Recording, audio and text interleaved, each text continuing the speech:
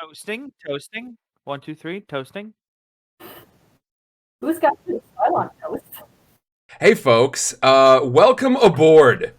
Welcome to the Titanic. Everyone, my name is Sam. This is Sidecar Stories, and I'm joined today by some of the cast of The After that we have had a great time with. Austin and I ran a mini-series for a while that was a ton of fun, and I figured why not get these kids in for another one. I say kids, even though I'm wondering if everyone here is older than I am. 3 years I'm old. 89. Disgusting. I saw your mouth moving before I heard any words coming out. I was like, I know that look on his face. Hey, everybody. Today is going to be a murder mystery, as perhaps you can see from this. Hey, you want to see something spooky? Uh-oh. Uh-oh. It looks really weird from my perspective. Yeah, no, it's very, very strange. Hello, corner people, says Good Courage. Shotzi says, I have missed this. I have as well. Shotzi, welcome back. Orly Rose, Muffin Man, Dahlia, hello. Sorry about the jump scare. Y'all, guess what we're doing today? It's a murder mystery. It's gonna be big spookums. I guess Sam? I would say. Yeah, what's up? Your green screen is not green screening. No, it's not. I think I'm just gonna leave it be, to be honest, because otherwise it's just gonna have like a weird little corner out here that's not appropriately green screened. I mean, I guess I could give it a shot because it won't take me too much effort. But everyone, today, as you can see, we've got some fun stuff going on. And I wanted to give you all a bit of a primer on what we're gonna be doing today. But first, I feel like it's been a little bit. It seems sensible that perhaps we would maybe reintroduce ourselves. What do we think? Does that seem sensible? Sure. Yes. Excellent. We're going to start with Austin, I think, because Okay. he's the one that I think nobody will know. He's an obscure little... I found him... He's an underground artist, and by that I mean I found him in a sewer playing a harmonica with his It's bindle true. stick. I thought you were gonna say a Cabbage Patch. Well, that was later on. Yeah, he just will not stop getting lost. I live in a Cabbage Patch now. Yeah, hi, I'm Austin, Mr. Halfbit. Go by on the social medias and on Twitch. Yeah, I've been away from Twitch for many months. Mainly because I've been working a crap ton, which is good for me. But I've missed the interwebs. Indeed. And I missed the Sidecar fam, to be honest. And the internet has missed you, Austin. It has. Now we've got you has. back in our clutches. Wah, wah. Excellent. Wah. And after that, I think let's move to bees. I'm realizing, of course, that the big connection, Austin was really the nexus. I know some folks who do some performance, and I know some folks who are definitely into the RPG world, but Austin is the one who really knew folks, like when we were talking about the project, hey, I know folks who perform and do RPG stuff. And Bees was excellent last time. I saw the fantastic art that you made. Bees, what have you been up to? Oh gosh, so much. So I recently finished 2 new book covers that Excellent. will hopefully be published within the next month or two. So that's You're doing mostly it. I'm doing it. I'm doing the thing. I'm Yeah. working as an illustrator full time, which is amazing, and I'm so happy to be doing that. Yeah, that's mostly it. You know, the last time I was on here was for the After, and I'm super glad to be back. I think we're going to have a lot of fun today. So, yeah. I think you were correct. And can I say, like, for folks who don't work in like entertainment or in the arts in some capacity, a lot of times when you're in a job, you know you've got the job, but when you are doing something like Bees is doing, or like a lot of the stuff that we are trying to do, all of us here, sometimes you don't know when you're like doing it, and so the fact that Bees is doing the thing, like, I think deserves kind of a round of applause here, because like because it's great and it's tough to get into, and I'm glad you're doing it. Bees, congrats. Thank you. Thank you so much. I really appreciate that. I'm sure it's been a long road. It tends to be, but yeah, I'm glad. I mean, book covers. you could be making money in worse ways in the arts world. I believe we mentioned a certain subsection. Yeah, it's very surreal to see, the stuff that I've drawn out in the real world physically as something I can hold in my hands. Yeah. Really nothing compares to that feeling. And I'm super excited to be able to hopefully do more of that, Yeah, and to have it's going out into the world to people. Yeah, it's very weird. Lovely. But again, wouldn't trade it for anything. Fantastic. And we've got our bubbly boy Emerson. Emerson? Hi. Emerson, what you drinking today? Just bubbles. It's just bubbles. Did you make like a club soda? Yeah, it's just bubbles.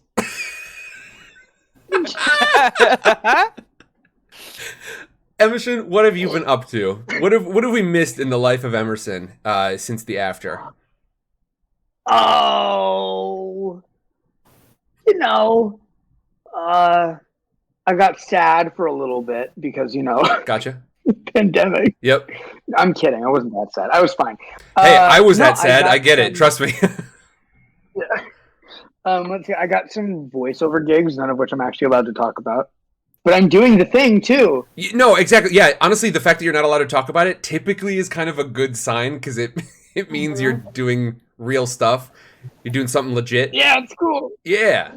Okay. So yeah. Who is it that isn't that you're not allowed to talk about, and what's the project? And it's the only thing I can say is it's a video game.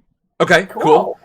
Excellent. Well, I got that, and it's as soon as I'm allowed to say anything, I will. So loudly. Yeah, no, we're gonna probably hunt you down and figure out how we can play that. Yeah, so I'll let you know. Aside from that, I got to perform for the first time at a local cabaret, kind of recently for like the first time in person in 2 years, and that was like, oh wow, I do this thing. That's really cool. That's amazing. I forgot that awesome. I did this. Cool. So that was cool. It is. It's super cool, especially when you hear the word burlesque in spite of the fact that you said cabaret. I mean, I being in this town and in all the theater groups I've been a part of, I'm actually quite surprised just how many burlesque performers I know. A really good chunk of my performer friends are all burlesque dancers. It's a big deal out here, which is interesting. It is. And I've seen some really, really creative stuff in that realm that I am shocked to find out just how much variation there is within that art form. Yeah. So I got to do stuff, performing. Excellent. Good. Fantastic. Everyone, I would like you to welcome back these folks. I am super excited to be working with these folks again. We're short a Lara today. Unfortunately, Lara woke up feeling unwell. I'm hoping to catch Lara again in the future.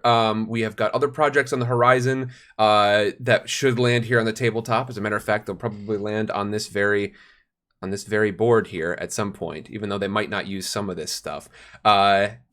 Today, we are going to be playing two things, essentially. We're going to be playing a setting, and we're going to be playing a system. The system we're going to be playing is called Blades in the Dark. I'm going to give a bit of a primer on this in just a moment here, just so that the audience and, frankly, our performers, who I believe most of them, when I say most of them, I mean everyone but Austin, I believe have not played this before. So two of us. So two of you, which is technically most.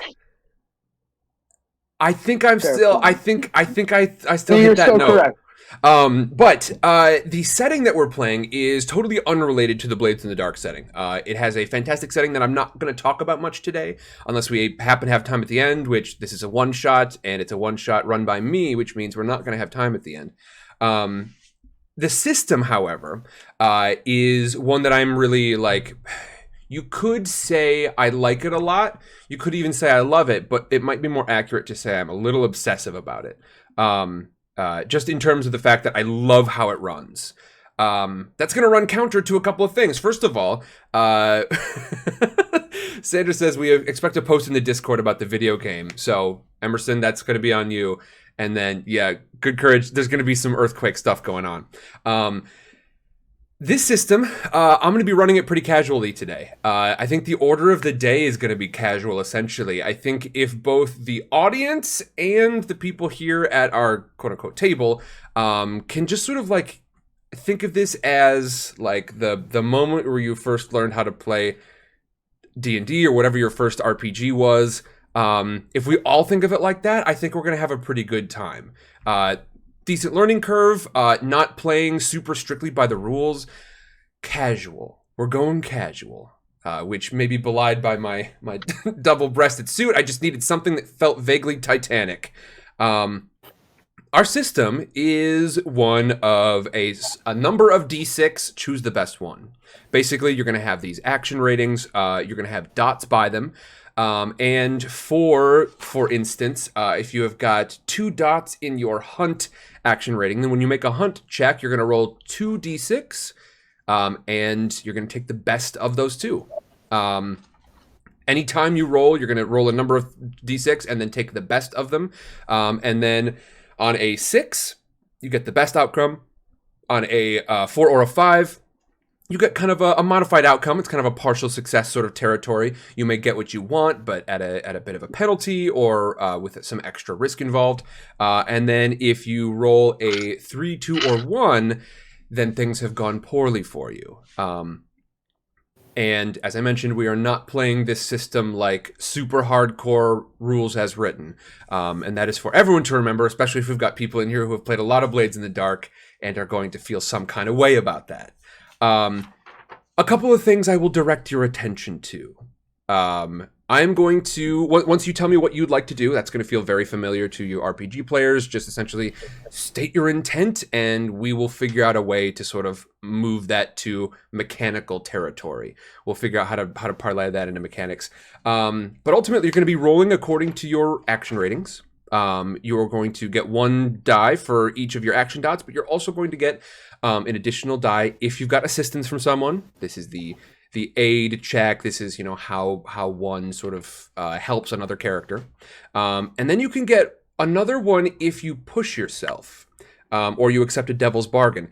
Devil's bargains are essentially just tough things saying, hey, I'll give you an extra D6, and anyone at the table can suggest a devil's bargain when something comes up. But it might be something along the lines of, yeah, I can give you an extra D6, but you also get your foot stuck underneath this as the water rises, or something to that effect. I'm really uncomfortable because it's almost pixelating this bed like there's something untoward going on it. Like, for whatever reason, it's not just unfocused, but it's like pixelating it like you're not supposed to see what's happening over there, which is making me uncomfortable, and I assume everyone around me. I'm very uncomfortable right now. Okay. I am uncomfortable with the energy I have created in the studio today. So you can do all of those things, or you can push yourself, and that is dipping into one of basically the 3 big parts of this game that might not feel familiar to somebody who is super familiar with D&D. Pushing yourself taps into something called stress. You may have special moves that tap into stress as well. That is a reservoir of extra energy that you can use to push yourself, to resist negative effects. It's basically just sort of another stat, a little battery you can use, and you can expend charges from that battery to kind of give yourself a boost or protect yourself or use some special moves. Another way that you can use those things, because I think we've pretty well covered sort of how rolling works, right? That is the general system. It is really very simple, and I love it dearly. One of my favorite parts is it doesn't really involve math per se. You just count dots and maybe add 1 at a time. And yet it's still a pretty robust rolling system. But you can use stress for a couple of other things. First of all, you can use them to push yourself, as I mentioned there, but you can use them to trigger flashbacks. And this literally means, hey, you can announce, hey, I would like to flash back to a scene in which I actually met I met this person that we are about to talk to earlier on our voyage, and I would like to sort of flash back to that conversation and say that maybe during that conversation, I made a good impression, or I found out a certain piece of information. When you trigger a flashback, I'm going to decide how much stress it costs you. An easy thing might cost 1, a really tough one might cost 2, something nearly impossible might cost 3. Don't need to remember that, but just know that you can trigger flashbacks if you wish, to accomplish sort of a specific thing. And then finally, you are going to need to keep track of your stress, because you do not want to max out your stress. If you need to go and mark a stress box and you are all full up on stress, that is essentially very similar to like being mortally wounded in some other games. It just means you have pushed yourself too far. You are tapped out. Now, one of the great things about stress is that it can help you to avoid certain consequences as well. And what you're going to do for that is, when I tell you, Good Courage says, all right, we're about to give up. It's not going well. My stress got maxed out immediately. When I tell you that you are going to sustain some sort of consequence, maybe you rolled very poorly on something, you can tell me, you know what, I'm going to resist that. Now, in Rules as Written, Blades in the Dark, I tell you fully what happens, and then you come in and say that you want to resist it. It's very like retconny, and that's my one big gripe about Blades in the Dark. So instead, we're just going to, once you roll, you'll sort of, I'll give you an idea of how bad it's about to be, and then you can tell me, I want to resist it, and sort of gamble with how much stress that's going to cost me, or I'm just going to take that harm or that consequence and accept it, and we'll move on. So it is kind of up to y'all to manage your stress. Do not max it out, but I would also say don't feel like you need to roll into the end only having used like 1 or 2 of them. Feel free to use that stuff. And of course, recognize that I, as your GM, am not going to I'm not going to stomp you immediately and be like, aha, finally got them to use all their stress. You're out of here.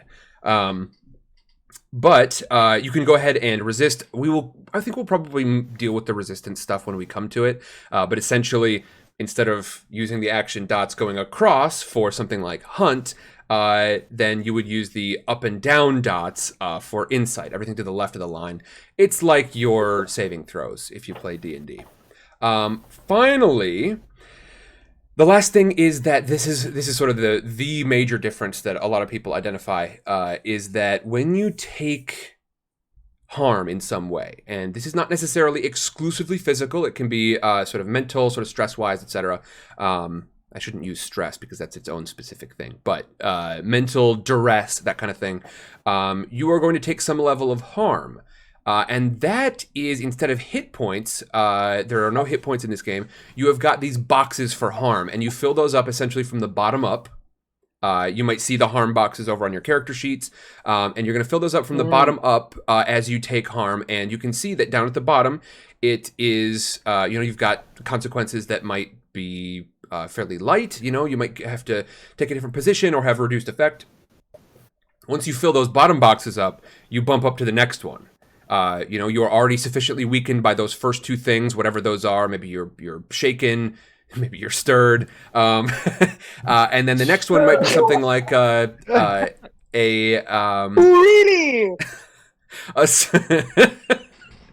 sprained ankle, and then you fill both of those up, and then we might elevate to suffocating, or a punctured lung, or a broken leg, something very bad. And you can see over on the right-hand side of your harm boxes the penalties that they incur.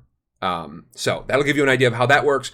We are going to sort of mess with this stuff as we come to it, because once again, everybody, this is Blades in the Dark, and a lot of us have not played this before. So we're going to kind of treat it like, hey, we're all new to this. It's going to be a good time. We're learning a system, and we're going to have a good time doing it. So I just realized your boy does not have my campaign notes up in front of me, and I'm definitely going to need that. What are y'all thinking so far?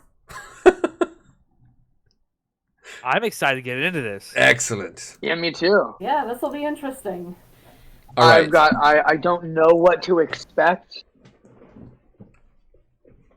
Gotcha. I'm wearing stripes. That's all I got. Yeah, I've never seen the movie, so I don't know what happens. I think I've heard some things. Yeah, I didn't. What do we think of the Storm? What do we think of the volume? Is it too hot or too cold? Where are we at? And I am in the process of the non-Sam corner folk are quiet. Okay, thank you. I will go ahead and bump their audio up. How is that? That should be much better. Is it? Hello? It Hello? probably is. I'm guessing that it is. There we go. Hello? I hope so. Okay, excellent. And, okay. Cool. I think we are good to go. Now, folks, this is something that both on the player end and especially on the GM end, it requires just an awful lot of concentration. And as such, I am going to do my best to keep an eye on chat, but this is one of those things where it's a little tougher to keep an eye on chat. And as such, I am dearly appreciative of all of you folks who have joined us today. This is the second day of book fair, and Dahlia, I very much appreciate the reminder. Thank you very much. I have been this is definitely my most the stream I'm most stressed about this week because it took the most prep and it took some coordination. But this is our third stream, second day of book fair, and book fair is my big annual event for Sidecar Stories, where we're going to hang out, we're going to try some new stuff, and we're going to have a great time. If you want to know more about book fair, you can use the BF command in chat, or book fair spelled either way you want, because I recognize some odd ones in there. But you can follow that post and you can find out what is going on with book fair. Y'all, I think I'm about ready to get this stuff. Are you ready to get this bread? Absolutely. Okay. I love bread. Bread and sparkly water. That's me. What more do you need? It's very bland. All right. Let us begin. You find yourselves coming out of a bit of a haze. When you enter this room, you suddenly feel that you are kind of coming to your senses. You might chalk it up to something as simple as, a bit of dizziness. Perhaps y'all have been feeling a little bit seasick during parts of this journey, and you sort of think back on your time aboard this ship and try to remember precisely what you did and where you went, and it's a little tough. But what you do know is that you're here in this room for a reason. Whatever it was important, and it slowly comes back to you as our perfumer knocks on the door. And I think we're going to start with Austin. Would you like to tell us who we see on the outside of this door? You are currently alone. There are people walking up and down the hallway. This hallway is just off of Scotland Road, which is a long hallway aboard the Titanic on one of the it is on the port side, and it sort of spans almost the entire ship. Who do we see outside the door here? I mean, close to the miniature that representing me, the purple the female miniature on the map board there. A woman, I would say more. She looks very Indian in skin color, black hair in a long braid behind her, wearing this purple dress and a blue kind of sash around her. That is who we see, and she's got like a bag, wrapped like that. It's like a purpley, like a dark purple and red bag around her waist as well. Sure. Yeah, that's who we see. And as you knock on this door, you remember someone called you here because someone wasn't feeling well. They didn't want to call a doctor because it seems like this might have been an issue of intoxication, and this passenger might have been worried about getting kicked off, or maybe they've been in trouble before. All you remember is you're supposed to be here right now, and you're supposed to enter this room. As you knock, there is no answer. But Hello? you see someone approach from down the corridor and stops at the door in front of you. Emerson, as you approach this woman in purple, who does the woman in purple see coming down the hallway? She sees a very tall man, around 6'2", sort of like extremely chiseled, just really good looks, and tall, but also kind of covered in filth. He definitely is just wearing kind of like rags, some like suspenders over a white shirt, a flat cap, and just sort of like covered in coal and grime. And yeah, just like very grimy crew looking dude. Excellent. The woman in purple. Can you all give me your names again? By the way, the names of your characters. Sure. My character's name is Alondra. Excellent. And Emerson. My character's name is Eddie Cole Walsh, so people just call him Cole. Indeed, which must get confusing down in the boiler room. This poor man. It sure does. I get mighty confusing down there, I gotta say. You as you get a glance of this woman in purple, you suddenly stop walking, realizing you also are supposed to be in that room. You've been told that you've got a compatriot, one of your fellow coal shovelers, who is causing a row upstairs, and they're not supposed to go above decks while they're on the clock. Again, you don't remember the face that told you. You think you got some vague idea of your purpose here, but as you approach the door, all you know is you are supposed to be in that room. And the two of you, I think, as you knock on this door, Alondra, Eddie approaches and ends up next to you, and in that very same moment, you hear a click, and the door swings open. And there stands... What do they see, Bees? They see a man who looks to be sort of middle-age-ish, a little bit stooped. He moves in kind of a lumbering sort of way. And his face, there's something weird about it, but they can't quite place what it is. And this man is wearing some slightly outdated, a little bit threadbare clothing that would have been considered in vogue maybe 10 years ago. Mm-hmm. And this man's name is Lucian Fobhand. Lucian Fobhand. Excellent. All right. Lucian, you are waking up from a sleep like none other. That's the feeling that you have, is one of going from absolute blissful detachedness from reality to sudden presence. And you don't feel yourself wake up in that state until you're right there at the door turning the handle. And then you are met face to face with a woman in purple and a handsome man covered in coal dust.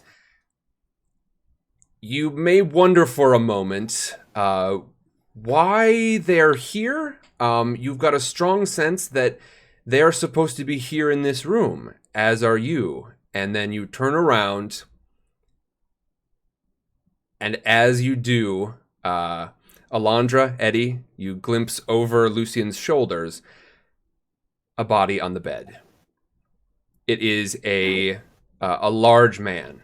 He has pale skin and a wide, sort of slicked down mustache. Slicked down as in sort of like unkempt at the moment. He is lying on the bed on his side, clutching in his hand a black leather briefcase, and his eyes are cracked open. His skin is pale, and his tongue hangs out of his mouth slightly. This man is dead. And in that same moment, you hear a shout from somewhere above decks, and the entire ship rocks. What do you do? I'm closest in the door frame. I kind of like grab the door frame a little bit and like, what happened in here?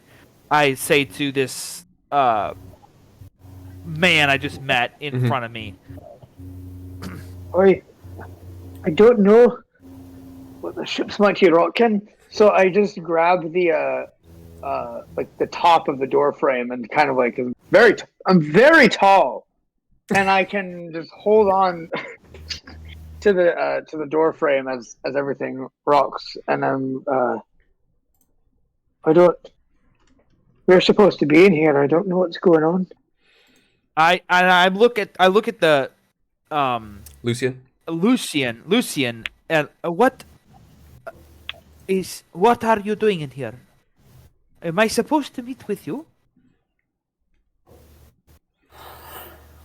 it is baffling, Lucian. You have come from a total like I said, it felt like a dead sleep, even more so than the other two. And you are currently looking at. See, I don't want to necessarily. I mean, what? So we talked a little bit about who this person is. You can go ahead and react as you would, knowing who this person is to you, and finding them dead when the last time you were awake, you were having conversation. So Lucian, when the ship kind of rocks and tumbles, he has profoundly, almost eerily good sea legs. So he has managed to sort of right himself and keep himself righted throughout this entire ordeal, but he's just staring dead ahead, no pun intended, at the guy on the bed. And he is just in shock because Lucian Fobhand is the servant of the dead man on the bed. And he's just shocked. He doesn't know what to do. Question, do we recognize the body at all? You do not. You've got a strange sense, once again, that you know you're supposed to be here, and as you see the body, you know that this is tied up in your reason somehow. You know that, I think, Eddie, you have a strong sense that this is not a Cole Hand here. This is not the person you were sent up to sort of retrieve, and yet it's tied up in here. it. Great. Sorry, go ahead. Well, I was just going to who are you and who is this man? Well, my name is Lucian Fobhand, and this is my master, who frankly I don't remember the name of at the moment. His name is, and this is true. You do not remember the name. This is you're waking up in a very, very strange way. You feel somewhat accustomed somehow to going from fully awake to just absolutely dead asleep. And as you look at Waldorf on the bed, Waldorf Bregman, you you begin to remember the conversation that you had last. Out in the hallway, I'll return to that in just a moment, but out in the hallway, there is a creaking noise, and you see guests with champagne, because this is roughly the territory that you're in. They are sort of walking up up Scotland Road here, and a number of them pause, and they're looking around. They look down the hallway, and I think Eddie, you seem the most crew related here. You've got on a crew's outfit, although it is not an officer's outfit. A woman steps up to you and says, "Excuse me, we accelerated. What's going on with the ship? That's quite the rock." I don't know. I'm She, sure it's all fine though. You might want to head to the upper decks. You might have more information there. She rolls her eyes and heads back to someone who appears to be her husband, and picks up the mink around her neck a little tighter, and they begin to walk toward a staircase. Let's start with Emerson. I was going to say, at this point, I kind of grab. What's your character's name again, Austin? Alondra. Alondra. I grab Alondra. I go, "Come on, get inside," and I shut the door behind us. I go, "Wait, I shouldn't be seen up here." But clearly, we're supposed to be here together. Clearly, for some reason. What the... So then I drag her in, and now we're in the room. Indeed. Alondra. After going into the room, and Alondra, you didn't really have to push her in too much. She was already walking into the room, not wanting to be seen with what is clearly a dead body. She walks quickly, still the fog is clearing from her mind, but she walks over to this body and kind of just makes sure it is completely dead, and kind of checks over if there's anything else she's missing from this situation here. Indeed, and we're gonna get our first roll here, and then this is as Lucian is sort of remembering this last conversation. So as I mentioned, I promise I am coming back to you with that. But let's make our first roll here. I think if you are trying to take a look at this body, this seems like a study sort of thing, unless you don't want to roll for it. Keep in mind, everyone, that you can push yourself at any time. If you do not have any action rating in a specific action, so let's say, for instance, Alondra does not have any dots under study, either you can try to use a different one for different effect, or you can push yourself. If you just have 0 and you don't push yourself, you roll 2d6 and take the worst of the two. But you can always push yourself at any time that you've got stress available. Take 2 stress, and you will get at least 1d6.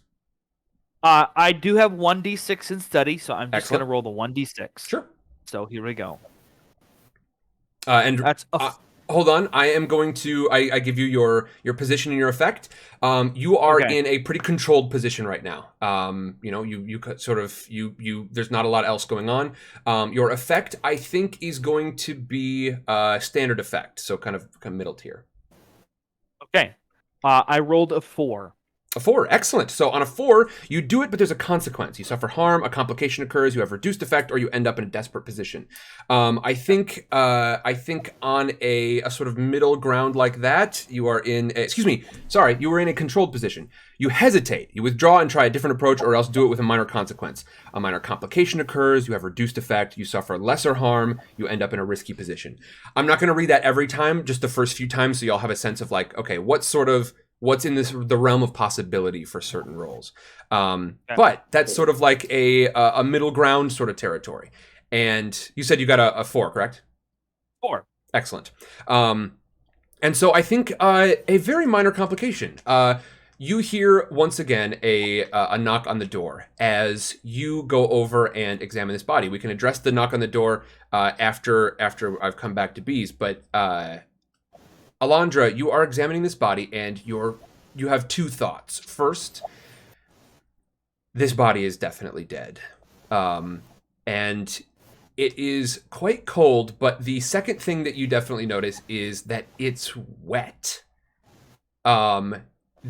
It is you as someone who works intimately with the human body, and not as a doctor necessarily, but like you've dealt with skin oils and such. You know this is not just a sweaty man who died.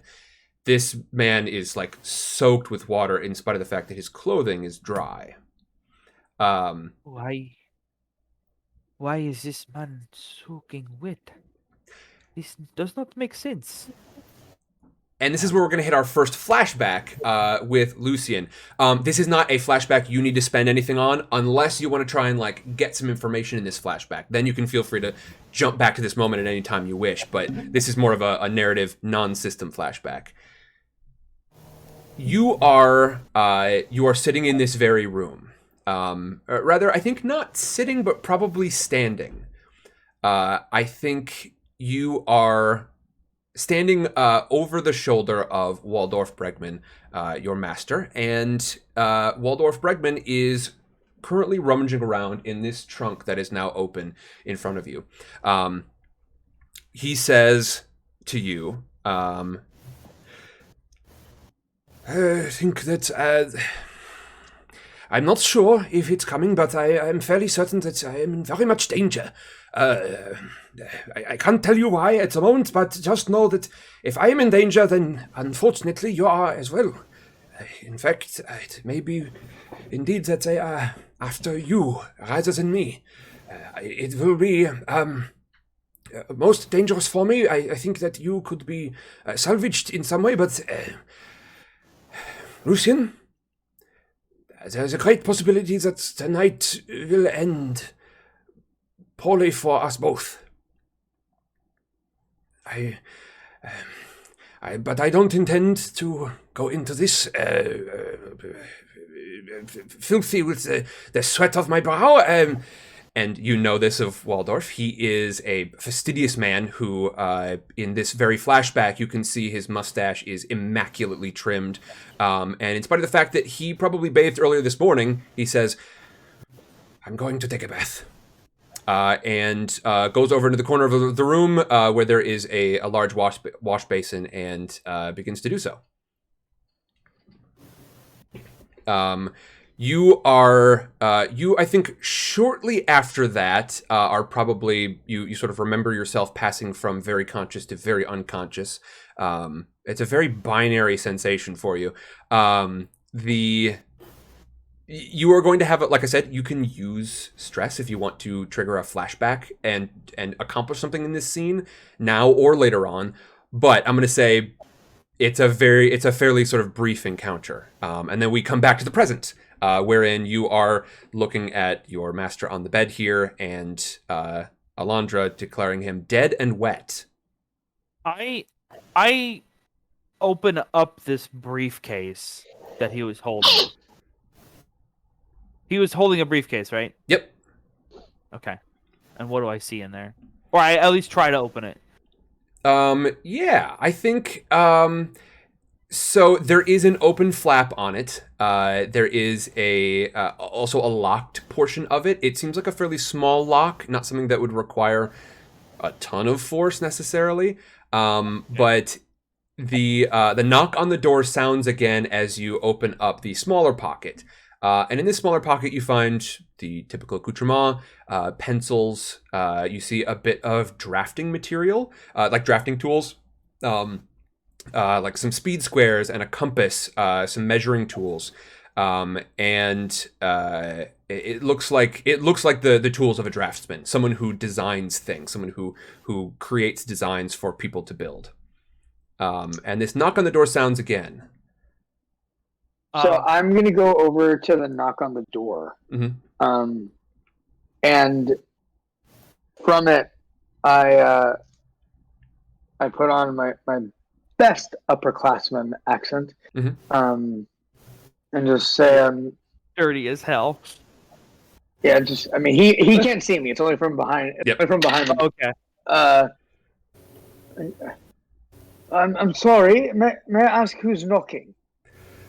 It seems that we've had some sort of a bit of an issue with the ship. I assure you, you're going to be all right. But we are asking everyone to vacate their cabins and head out to the main decks just as a precaution. All right, we'll be right there. Thank you. Thank you very much, Mr. Bregman. Thank you, Hagrid. Hey, piss off. I want to come back to Lucian and make sure that you've got a chance here. This is, I'm sure, a tumultuous moment for Lucian. But what do you do? Ooh. So I do have one under attune. Sure. And I think it would be interesting for Lucian to try and glean more information from this scenario that he's just flashed back to. Sure. Yeah, okay, I can definitely work with that. Do you have any specific questions that you are looking forward to trying to uncover? Or even just directions, like I want to find out more about this character, or I want to find out more about the circumstances leading up to the death. Like, what's your angle? I think the circumstances leading up to the death and why he was so stressed out about these events that are unfolding or have unfolded tonight. Absolutely. Okay, fantastic. And by the way, for anyone watching, attune is typically a skill. I want to say I am very happy with how you have manifested it here in our game. It's typically a skill that would be used for something along the lines of like attuning to like ghost energies and such. We don't have that in this particular universe, but I really like how Bees has used it here. I think this is a perfect opportunity. Go ahead and mark off one stress, because I think this is a pretty easy flashback we're trying to head back to. And you are going to jump back here, and I think we just sort of continue the scene as we zoom back in on Lucian's face. We continue the scene from where it left off. Waldorf is now sitting in the bath. He occupies quite a bit of it. And his mustache, although he's in the bath, he keeps it very, very pristine, even as he sits here. You hear the sounds of the water sloshing around, but I think Lucian, I don't know what your sort of like, what posture do you take here while Waldorf is in this moment? Is it a relationship where like, yeah, you would just sit here and have a conversation, or do you sort of like stand, not looking at him, sort of in the corner? It's kind of a bit of both, where I'm just, this is my master, I'm kind of standing at attention, just in case he needs anything, I'm going to be there to attend to his every need, should he desire that. Yeah. But it's not necessarily a sit down in a chair next to the bathtub kind of relationship. Sure. Excellent. Go ahead and give me that roll. Remember, you can push yourself at any time if you would like to add an extra rating, or we can talk devil's bargain kind of thing if you want to add some extra stuff. You'll have to roll for me because I have no dice. Indeed. Oh shoot! I didn't bring him. I didn't bring him to my spot here. Dice. I can roll. Thank you. I would appreciate that. Yeah. How many dice do you have? I think just one. I believe you mentioned one in attune. Yep. Mm-hmm. Cool. I'm gonna roll my big dice for you. All right, and your position is going to be risky, because there is some threat of some. I mean, it won't be super terrible because it's a fairly social encounter, but you are currently dealing with a superior who's under a ton of stress. But I think your effect is probably standard.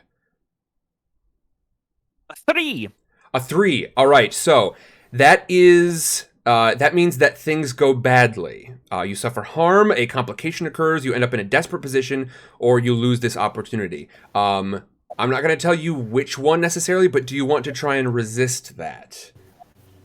Or are you gonna sort of charge on and accept that not everything goes perfectly? I'll just accept that for now. Sure. Okay, excellent. I think I'm going to move this to a desperate position, which means that if you do come back to this scene, you might be actually, excuse me. I'm going to limit the effect that you can have. So in the future, if you come back to this scene, basically, Waldorf is just very, very stressed, and he sits in the bath. He grumbles about the briefcase. He sort of occasionally glances over to the trunk at the foot of the bed, which y'all in the present notice is totally open and totally empty. There are clothes tossed around on the floor, but it appears to be totally empty on the floor. But in this flashback, Waldorf is sort of, he scrubs and returns to his mustache frequently to make sure it's in pristine condition, and grumbles, saying, "The designs, they're not even complete. That don't make any sense." But as you fade back to the present, unfortunately, it seems like you didn't in that moment get a ton of information. Back in the present day, you start to hear like some conversations outside the door. Some fairly like it seems like conversations that are fairly stressed out. You hear, I think Eddie, you are closest to the door. You hear the steady clip that you recognize pretty easily of officers' shoes. And as they wander by, you hear, "No, I'm sure it's no issue. Just get them by the boats and we'll be fine." I, at that point, peek my head out as I've been a crew member. I feel like I should come out, and Sure. I see one of the officers, and I ask, I go, "Hey, pardon me, what's going on up there?" Yeah, we've had warnings all day of big chunks of ice slipping around. Icebergs have never troubled us too much, but it appears that we've come under some sort of damage. I'm reporting up deck to find out just precisely what it is, but they seem in an awful tiz. Don't know how they could be. This thing's unsinkable. You hear creaking in the walls. All right. I come back in and I relay. It seems like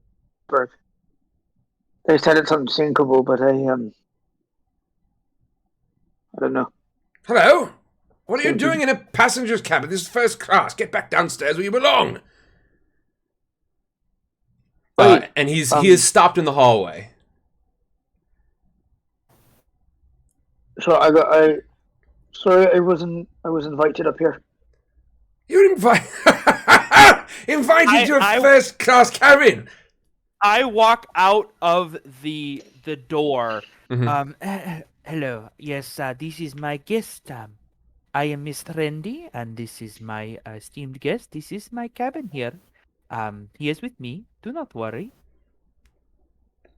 That feels like a sway sort of issue to me. You can choose to use a different one that might affect your position, but you can go ahead and if you want to roll sway for me, you have got yeah, that's right, Proteus Spade. Historically accurate use of the word hello. It's with a U. You are in, I think you've entered a desperate position here. Because you've got a dead body like right behind you. But your effect, I think, will be has potential to be great. Because I think you are very likely a first class passenger. I think we can probably agree on that. And so maybe this isn't yours, but he might not be from around these parts of the ship. So let's find out. Go ahead and roll sway for me. Keeping in mind you can boost things once we figure out what goes wrong. If anything, you can change that. So let's see it. Got two dice in sway. So. Excellent. Okay, so you're in pretty good shape here. And for those of you who are new to this system, it's a roll a number of dice according to your stat, and then take the highest. Unfortunately, that is Snake Eyes. Oh, baby! Yep. Oh, man. Okay. In that case, this seems like a pretty decent opportunity to resist. Yeah. Let's resist. Sure. Let's resist. Let's resist. Okay, so as you can see, you have got your dice in a row for sway, but that column, that very first column, everything to the left of that faint line, that is your resolve rating. So how many dots do you have in resolve? 4, 5, 6. That is impossible, unfortunately. You could have a maximum of 4. So it's just the first dot. So how many dots do you have in attune? I don't know. Okay, so there's sway. You said you've got 2 dots in that. Oh, attune. I have nothing in attune. Okay, excellent. So attune, nothing. What about command? Nothing. And in consort? Nothing. Okay, so Then I have. that means you've got 1 in resolve. So this is the one thing that's like a little wonky. Basically, you use the first dots. It's sort of how well-rounded you are, essentially, in a particular thing. So I see. So okay, I understand. Yeah, so you could have a maximum of 4 dots. That's if you had 1 in attune, 1 in command, 1 in consort, and 1 in sway. Does that make sense? Sure. So you use that very first column of dots. So you are going to get 1 dice, and you are about to take 6 stress minus whatever that dice rolls. Okay. And that will sort of either limit or totally resolve the result of this roll. All right. So I roll 1 dice. Yep, because you got 1 in resolve. Okay. There are 3 big categories. They're insight, prowess, and resolve.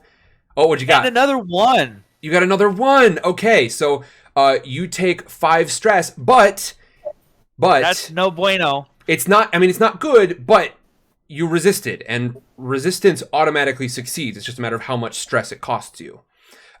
Which means that you sort of rush out here, and you let's roleplay this a little bit more, keeping in mind you have to expend 5 stress for this. Let's see. I want to see Alondra use 5 stress to get this guy off your back. He says, "Your cabin." Me too. Hold on a moment, and he starts to pull out a pad of paper from his pocket. No, it's all right. I kind of put my hand on his Like lapel. propel. You have much more important matters to attend to right now, don't you? We are all right here. We are fine. I promise. All right. And I kind of take out my my ID. Do you want to see my IDs? He actually, I think he does. Yes. He approaches, and as you talk just outside of this door, I think there is definitely this sense that if he angles his head a little bit wrong, he's gonna see, wet feet at least. Sure. And I kind of like start to move past him just a little bit, just to get him to walk a little bit down the corridor a little bit further. Here, just come over here. I don't want others to see my personal information, but I trust you, of course. You are clearly a person of importance and trust here. He starts to examine your paperwork and says, "All right, first class ticket. Listen, it's very important that you go up above deck. We are mustering near all the lifeboats. I can assure you this is not going to be any trouble." And then he sort of like does a double take between you and Eddie, back to you, back to Eddie. And he sort of turns up his nose at Eddie and says, "What's your name, sailor?" He says it in English, though, which that was not. He says, "What's your name, sailor?" With a furrowed brow, as he's starting to put this back in his pocket, and he's turning over his shoulder to walk away. It's Eddie Walsh. Eddie? Mr. Walsh, absolutely despicable conduct. And he begins to walk away. And as he goes, he's sort of knocking on doors, noticing that, okay, it doesn't appear that everyone has mustered to come upstairs. And in the meantime, you start to hear a faint bell ringing up above. I quickly walk back into the room. Mm-hmm. Come back in. I say to Eddie. We need to leave this room. And possibly hide this body immediately. I do not want to be attached to this situation. I kind of like, and then I believe we should ascend to the upper decks if we can. I don't know why we're here, though. I don't know either, but we are in a dangerous situation, and we should not linger. So, Lucian, obviously, you are aware that this is he was under some considerable duress. Eddie, your sort of sense of purpose here has really consolidated on this body as well. You know, there was some sort of disagreement, some sort of bickering or a fight or something between a crew member, one of the coalmen, and a passenger who you surmise must be the man now passed on the bed.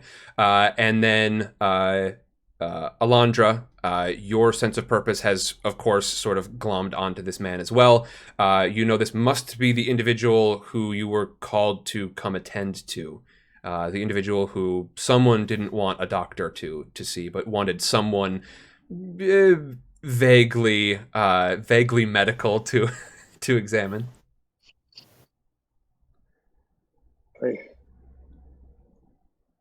The guy was murdered. He was indeed, and he is very wet. And you see the bath over in the corner, and it sort of sloshes as the deck of the ship starts to tilt a little bit. You've been feeling this quite a bit, but this time it tilts a little bit, not too much, but just the normal amount. But it doesn't tilt back. Seeing the bathtub, this isn't good.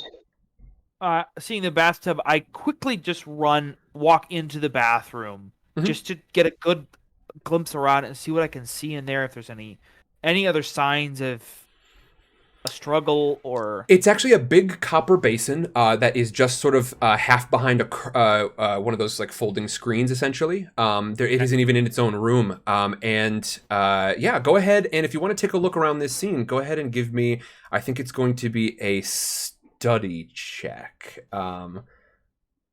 Yeah.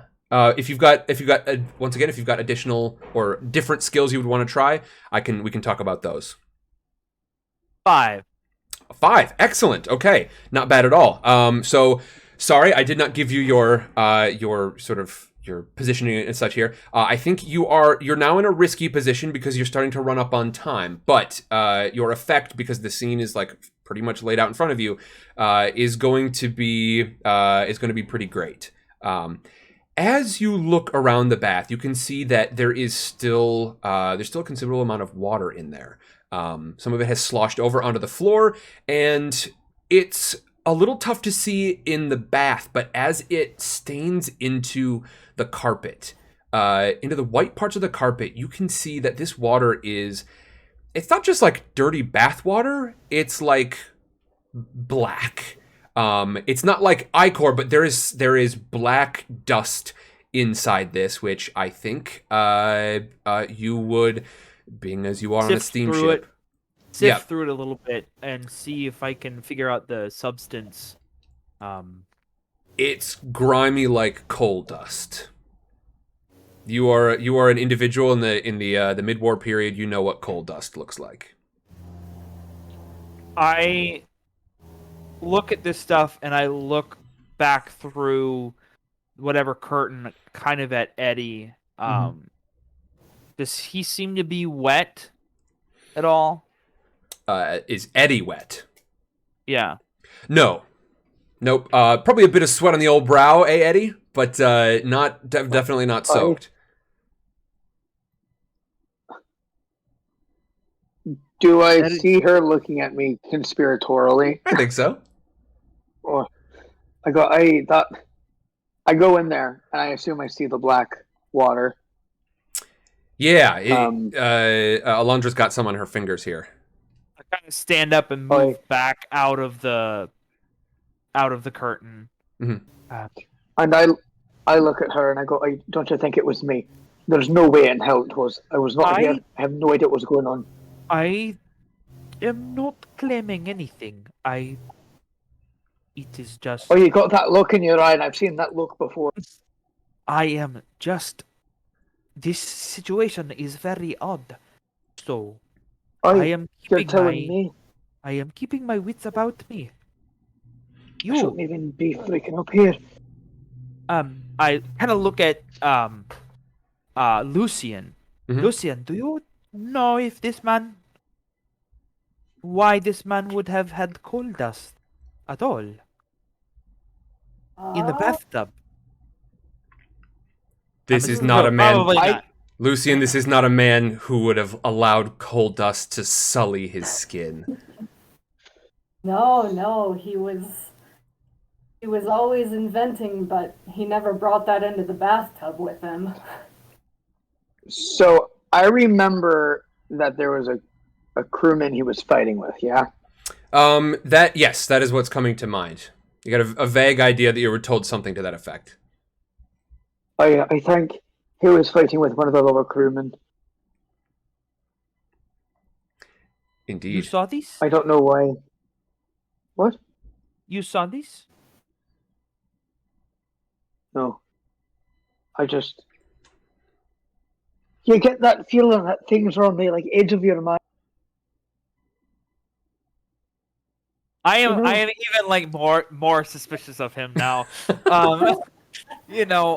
So all right, okay.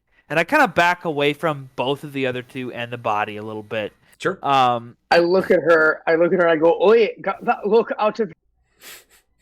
It wasn't me." I think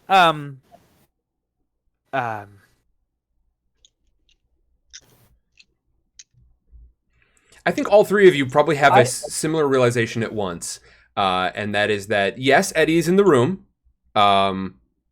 Eddie is not wet, but the realization that you have is there is one spot where you find a lot of coal dust here on the ship, and I think, and this is like, I wouldn't do this to y'all in normal circumstances, but this is just Sam paying attention to pace for the most part.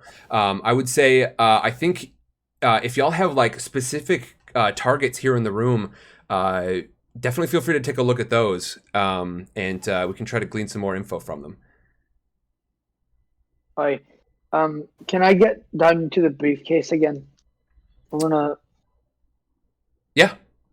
Or actually, no. Can I look in the wardrobe? Yes. This one over here, the standing one.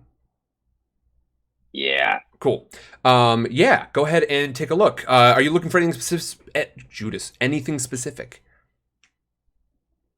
I'm looking for wet clothes. Okay. Go ahead and, yeah, I think that seems like a study, possibly a survey roll. Sure, I've got nothing. You got nothing in either one of those? No, I have hunt. You've got That's hunt. fun. Let's see. I tell you what. I'm hunting for clothes. I will, again, we're playing fast and loose with this, so I'm going to let you, but you will have a limited effect. It's just not necessarily a skill that's super, super applicable here. Go ahead and give me that one. It is going to be, I think you're in a risky position still. Because lots of stuff going on outside. Limited and risky. 3, I see. And just for future reference, y'all, don't forget you've got ways that you can boost some of these things, pushing yourself, etc. But the search, I think, as you look around in here quickly, you don't see much. You as you're looking around, you definitely don't see any wet clothes. I can tell you that much. But you don't sort of get a lot of additional information. And as you do, you feel the ship start to tilt fairly violently. You hear screams outside the room, and from up above, the body falls off of the bed and like half rolls toward the door. The ship pitches back in the direction that it rolled before, so it sort of tilted violently one way and then back a little bit, but not all the way back. It's not at a reset. This body is on the floor. The briefcase has spilled out near the door. You see some of these schematic drawing tools, and I think the hole on the tilt back, the entire wardrobe tilts dangerously towards you and then slams back against the wall. Y'all are going to pretty soon need to vacate this room. Yes, Alondra immediately says, "Okay, I am done with this. I don't know what happened, but we need to get. I am going to get up to the upper decks. I'm good gonna. luck." Also gonna be like, this is getting sticky.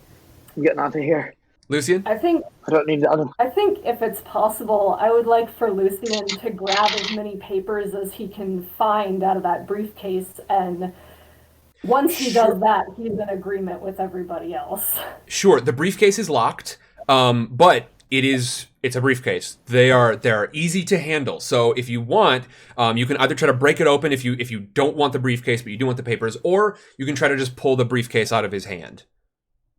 Let's just pull the briefcase out of his hand. Okay. And because I don't know, I have had you roll already. Okay. In that case, I wanted to make sure you got to roll at least once. So already, but I think in that case, so I will tell you this much: it pulls away with a considerable amount of ease. We're not talking rigor mortis. His hand was tight around it, but he is not so long dead that it's super tough to pull away, which hopefully tells you a little bit. So I think as you all approach the door here and you look back at this room, the body is lying on the floor.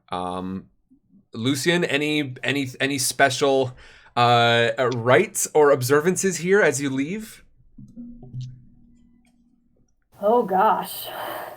And maybe the answer is not. This is ultimately a sort of a creative question to you. I think Lucian is just frustrated that he can't quite tap into the events that have transpired, and it doesn't necessarily show on his face, but he feels this kind of deep anguish that his master is dead and he doesn't know how. Yeah. Okay, fantastic. As the body rolls here, and Eddie, I think you're probably closest to the door, if I remember correctly. You sort of peek out into the hallway, and as you do so, you feel the ship rock again, and that wardrobe slams into the ground, catching the bath on its way down and spilling it everywhere across the room, just totally like splashing the entire room with this cold dusted water. All right, you head out into the hallway. Where is it that y'all are intending to go here? I know we've had one vote for heading above deck, but just to sort of recap the clues that you have currently, there is one major place on the ship where cold dust is likely to come from. Eddie, you know it intimately. And second, this is not a location-based one, but you do have a strong clue as to how the shoot, I'm so sorry. Lucian, you have got this physical evidence in your hand. Like I said, not a super strong lock, so it might take a roll to get this thing opened, but as of the time being, you've got these two big pieces of evidence right now. And also sort of the third one, which is that he was probably murdered in the bath. Right. And then dressed, weirdly enough. Yeah. I will say, as we go to leave, I kind of look at them all, and because we've had this like faint feeling that we're all supposed to be there together, I go like, "Oh, I need to get to the upper deck. Well, I've got answers. I've got questions that I need answered. So, don't go too far." Where are you going? We're supposed to go up. Survive better together than we will separate. All right. Aye. I think all this coal dust, I would say, it is pointing to a specific spot. You are, I think, Eddie, you're the one who's most familiar with it, but there are sort of two possibilities. One is above decks with the smokestacks, but I mean, you know where you got covered with coal dust, Eddie. And that unfortunately doesn't take you above deck, so it's up to y'all which one you want to sort of pursue. I have a All right. question. So I'm gonna. Let's get Austin first. How violent are these? Like, does it seem like the ship is sinking?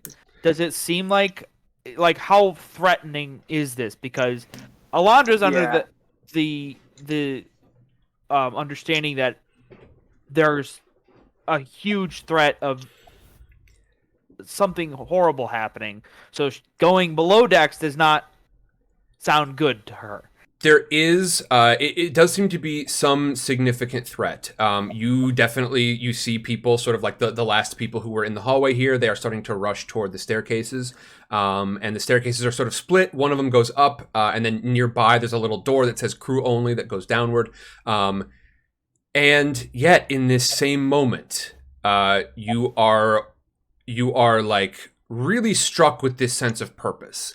A sense that you do not get in your normal lives very often. I want to like emphasize this is a strange thing for all of you.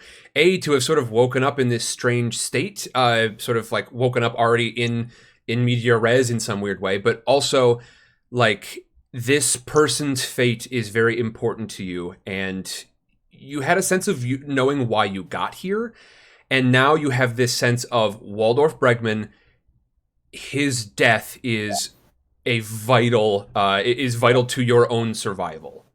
As this wave of purpose comes like over Alondra, she kind of like stops as we start to move up to the upper decks, and she's just like, wait, I want to check. I think we should check down below. Oi. I think this is a good idea. There's a little old lady crossing in front of you that says, I don't know why we have to go up to it's the middle of the night.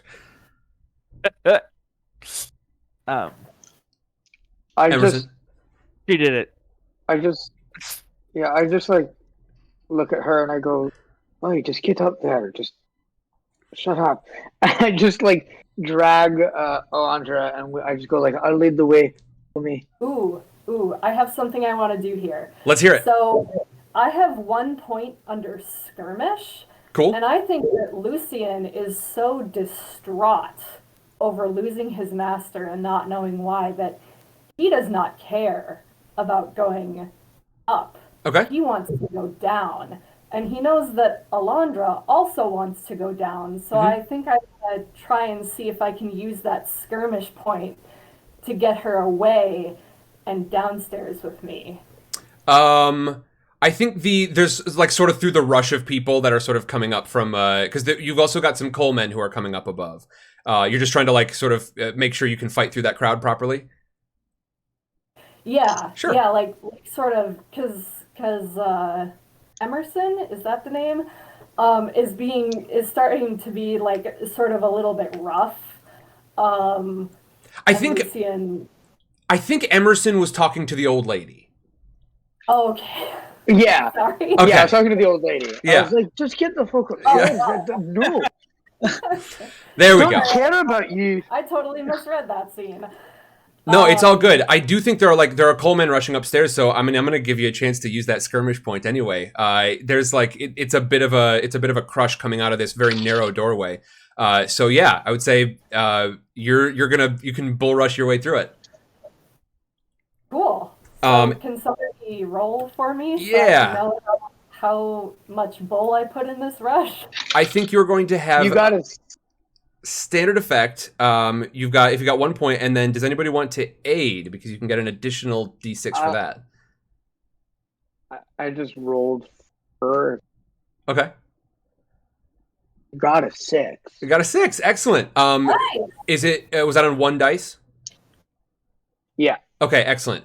So this game does actually have critical successes as well, and that's if you roll a 6 on 2 of your dice.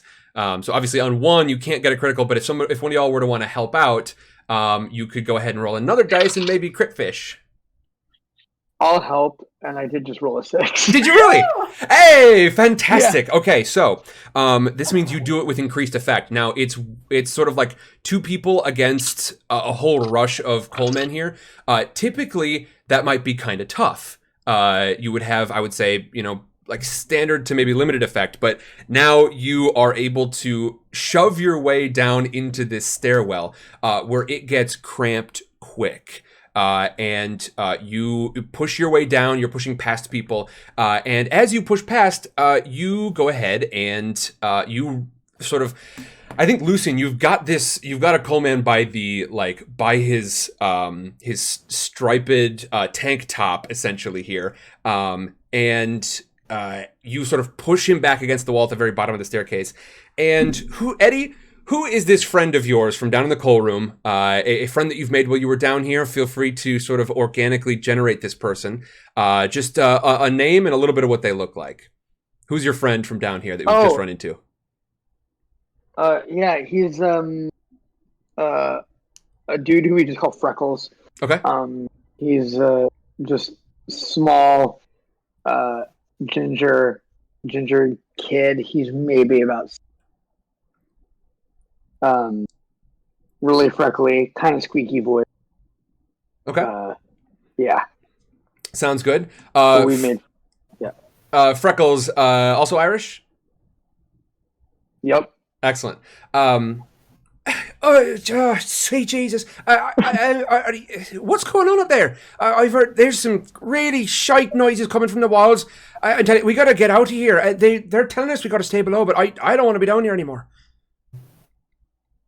Well, I mean, I say you tried to get upstairs, but we got down here. All right. Right. Hey, what's going on? Hello, Miss Randy. Have you seen any old persons down here in the last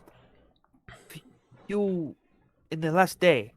Have I seen any old persons? Odd persons. Odd persons. People that are not supposed to be down here, besides us, of course. Listen, have you seen it? You seen any first class passengers here? First class? No. I'm not any first class. We've only had the one Italian fella who's having just a whole trouble of a time trying to stay focused. But other than that, no first class. Just the one we sent you up to get. Did you find him, by the way? No. Who'd you send me up to get? The little Italian fella who was having all the trouble. He was supposed to stay down here, but he kept going above deck, and then we heard he got in some sort of tuzzy, some sort of scuffle with a passenger. What was that all about? Wait. It was nothing. I didn't find him though. What's his name again? I think his name were something like Martinaire? Like Martinaire? We call him Martin, but we call him Marty, but I don't know. He disappeared after a while. Good. No, all right. Listen, Freckles, you got to get upstairs. Bad. This isn't. Everybody okay down there? What's going on? No, I wouldn't say so. And as you sort of peek over this walkway here, you can see down below there are quite a few people who are continuing to shovel into the big boilers. This is clearly chaos mode. You are seeing some people who are shoveling coal in. You see a few who seemingly are trying to like empty out their boiler as one of the officers is like walking up and down the aisles here between boilers, because this is matched on the opposite side, sort of this is a very close aisle that we're seeing sort of a cross section of. as an officer sort of like runs up and down, pulling people away, trying to like stop people with shovels. It seems like chaos. It seems like nobody's quite sure what to actually try to accomplish here. No, I'd say we're looking kind of bad, actually. And as you sort of stand here, you hear once again, that was awful. It was terrible. There's a sick cat in the corner. There is a ferret that crawls up your pant leg. You hear a massive like shuddering creak of the walls. And as a matter of fact, you can hear it very close to you. You hear shouts below, and there is a you look down, and as you are looking at all these people, they're sort of like looking around their ankles, and when they pull up, they've got wet shoes.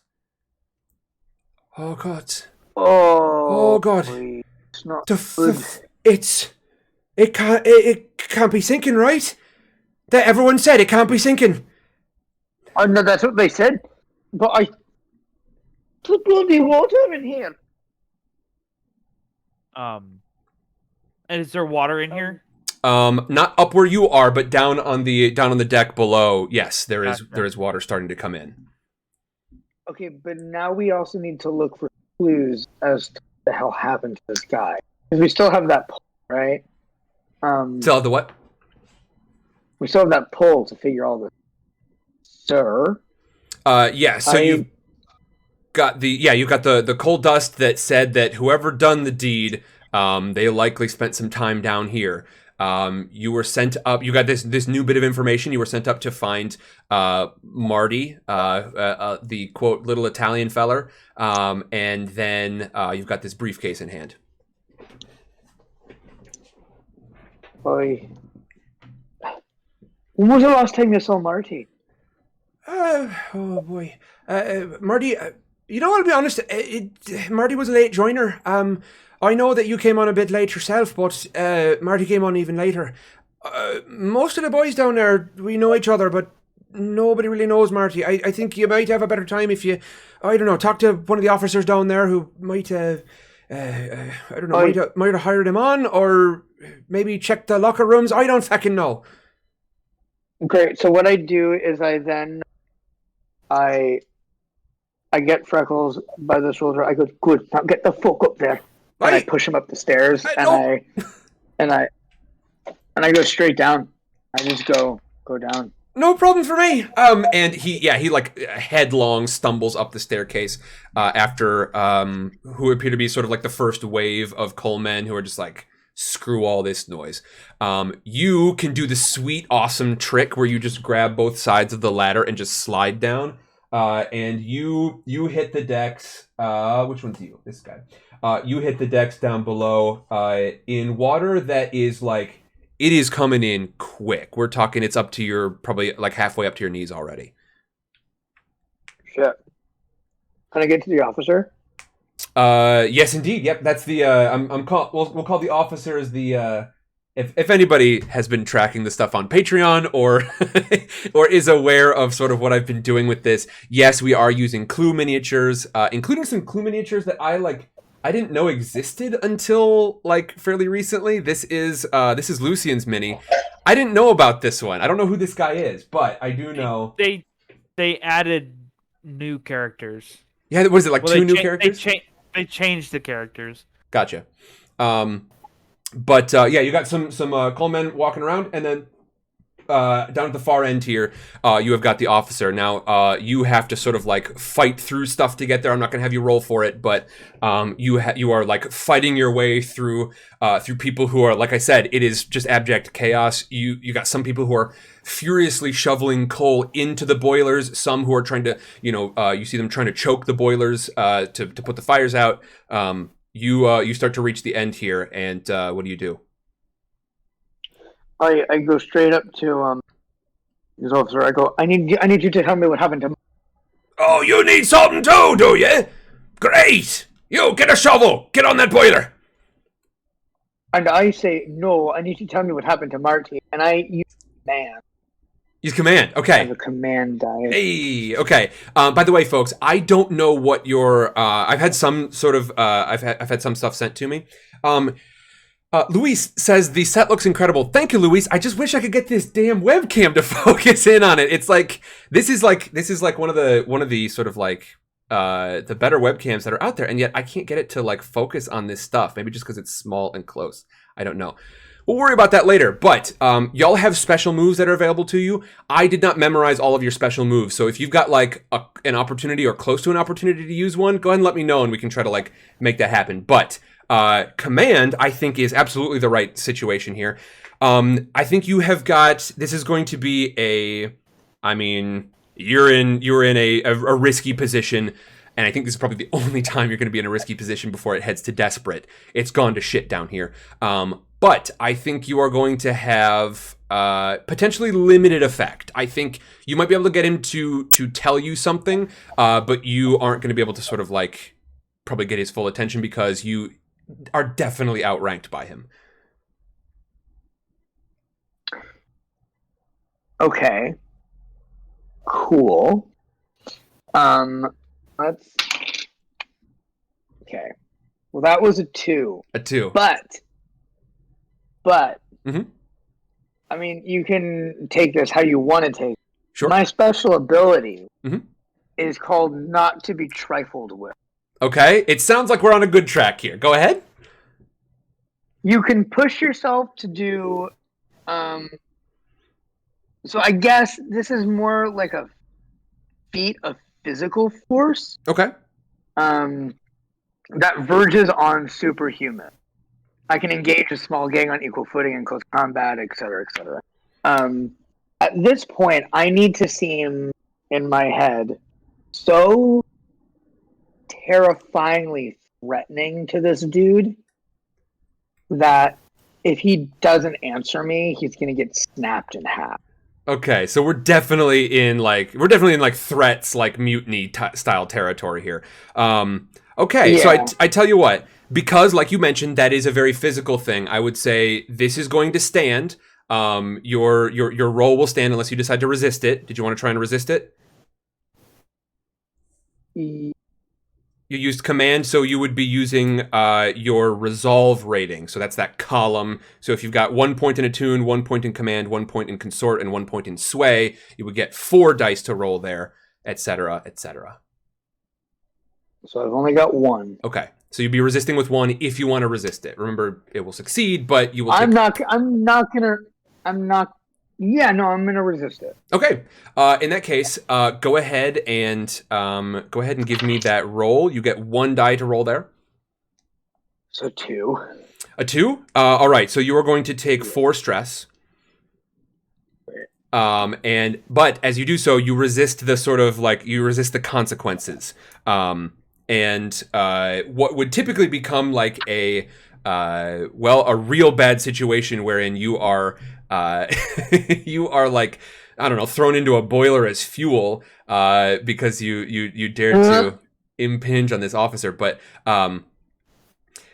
he says, I don't know if you see all the water around your feet, but that's not supposed to be there. I think if you're gonna come down here and get in my face, you better have a shovel in your hand. And now this might be the opportunity. He is like fully pissed off at you. You've gotten that, but you're not in So like. then I grab a shovel. Sure. Oh boy. I grab him by sort of like the scruff of his shirt. I go, "Oh, it's just enough for you." Kind of quietly, as there are men like jostling and bumping into you, we just get this sort of like high shot of him like sort of held backward by the scruff, and you with this shovel over him in the glow of these coal fires, and he says sort of quietly as the sweat drips down into his sideburns, "Mutiny, eh? What do you want?" I just need information. I want us all to get out of here alive. What the hell happened to Marty? Marty? Did you not find the little bugger? No. Well, he went upstairs, in his typical odd fashion, running around. I don't know. He started some sort of argument with a crew member, with a passenger upstairs. He seemed to be thinking that he was owed something. I don't know if he won a bet or something like that, but he seemed like there was a briefcase, a matter of a briefcase, something that he felt he was owed. It wouldn't surprise me at all if he were taken straight to court.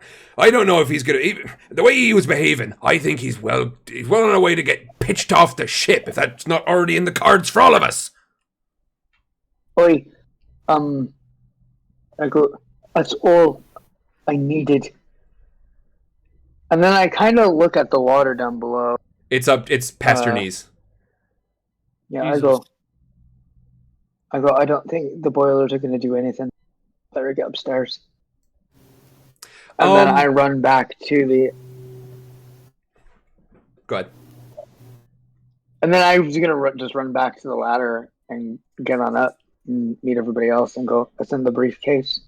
All right, Lucian and Alondra, what are y'all up to sort of concurrent to this? First of all, I am still pretty damn stressed out. Looking at the situation as Eddie does this, I'm gonna go into my bag, and I'm gonna see. I don't know what the technical chemical things that I can create are. I haven't really gone into that, but is there something that is technically a de-stressor? Yeah, I mean, you especially working in perfumes, like, if you were to ask me, like, hey, I want a magnetic fluid that's also like I don't know. Anyway, sorry, I got a little lost in that one. You work in perfumes, and so like the idea of like what effects these things would have on people absolutely is within your purview. So yeah, I think you've got like a it's like some combination of essential oils and also like something maybe along the lines of opium. It is the mid-war period after all. Sure. Okay, yeah, and I want to kind of take that. Okay. Interesting. We don't have I do not have any strong mechanical leads for how this would work for you, but I would say, oh shoot, hey, here's what we didn't do. Rats. Here's what we didn't do at the top of the session that we should have done.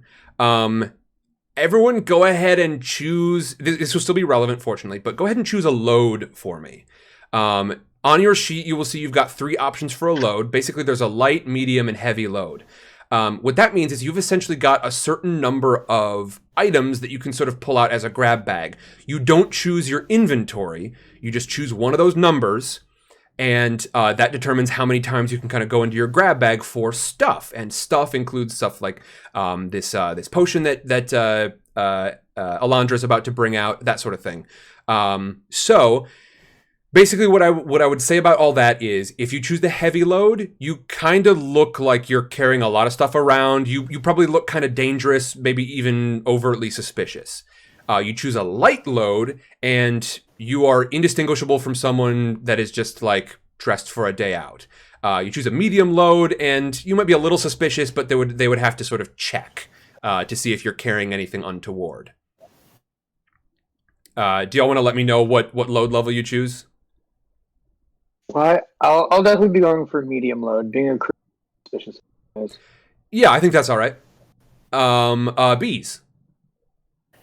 I was gonna choose medium as well. Sure. I'm gonna do medium, normal. Sounds good. Okay. So you will all there may be a time when you sort of get stopped and people want to sort of check out like what you're carrying here, but that is basically the number of times you can jump into that grab bag. So you can see down there your inventory options. There's a gray box that will indicate stuff that is specific to your class, and then a lighter box that will indicate stuff that's just available to anyone. And anytime you want to duck into that grab bag, you just use one of your load up, and you have got that thing in hand. So to return to the present, we have got Alondra dipping into the grab bag for a potion here. And I think go ahead and, you know what we're going to do? We're going to sort of treat this a little retroactively. And we're going to give you a tinker roll, I think.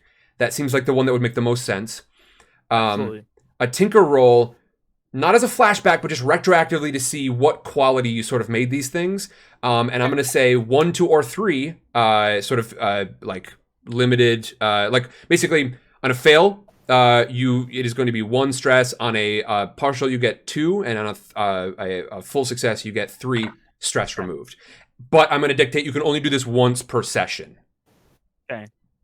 So if I have I'm an alchemist. When you invent or craft a creation with alchemical features, take a +1 result level to your roll. Okay, excellent. So that means go ahead and roll Tinker, and then if you get a partial success, it automatically upgrades to a full success. Sure. Etc. I'm rolling 2 dice because I have 2 in Tinker. Fantastic. You're probably gonna do well here. I rolled 2 5s. 2 5s. Okay. In that case, that is going to be a partial, which gets upgraded to a full. A 6, yeah. Which means that you are going to go ahead and be able to I don't know. Do you drink it? Do you is it something where you sort of like dab it on? Like what are we talking here? Well, yeah, let's say it's not a drink. Let's say it's like I rub it on my skin and it sinks into my skin and gets into my bloodstream that way or something, or and I also inhale it a little bit. Okay. Yeah. Fantastic. I am sure this is breaking the rules of Blades in the Dark, but I don't care. So you've used that. That is the only time you'll be able to use that in this session, that particular elixir. But you go ahead and nerf 3 stress off of yours. I do want to remind Emerson, don't forget to take the 2 stress, I believe. However much stress is required for that special action that you took to threaten the crew member. And so I think you are probably fairly focused on this right now, Alondra. I may come back to you in a moment, but Bees, I would like to know what Lucian is up to down here.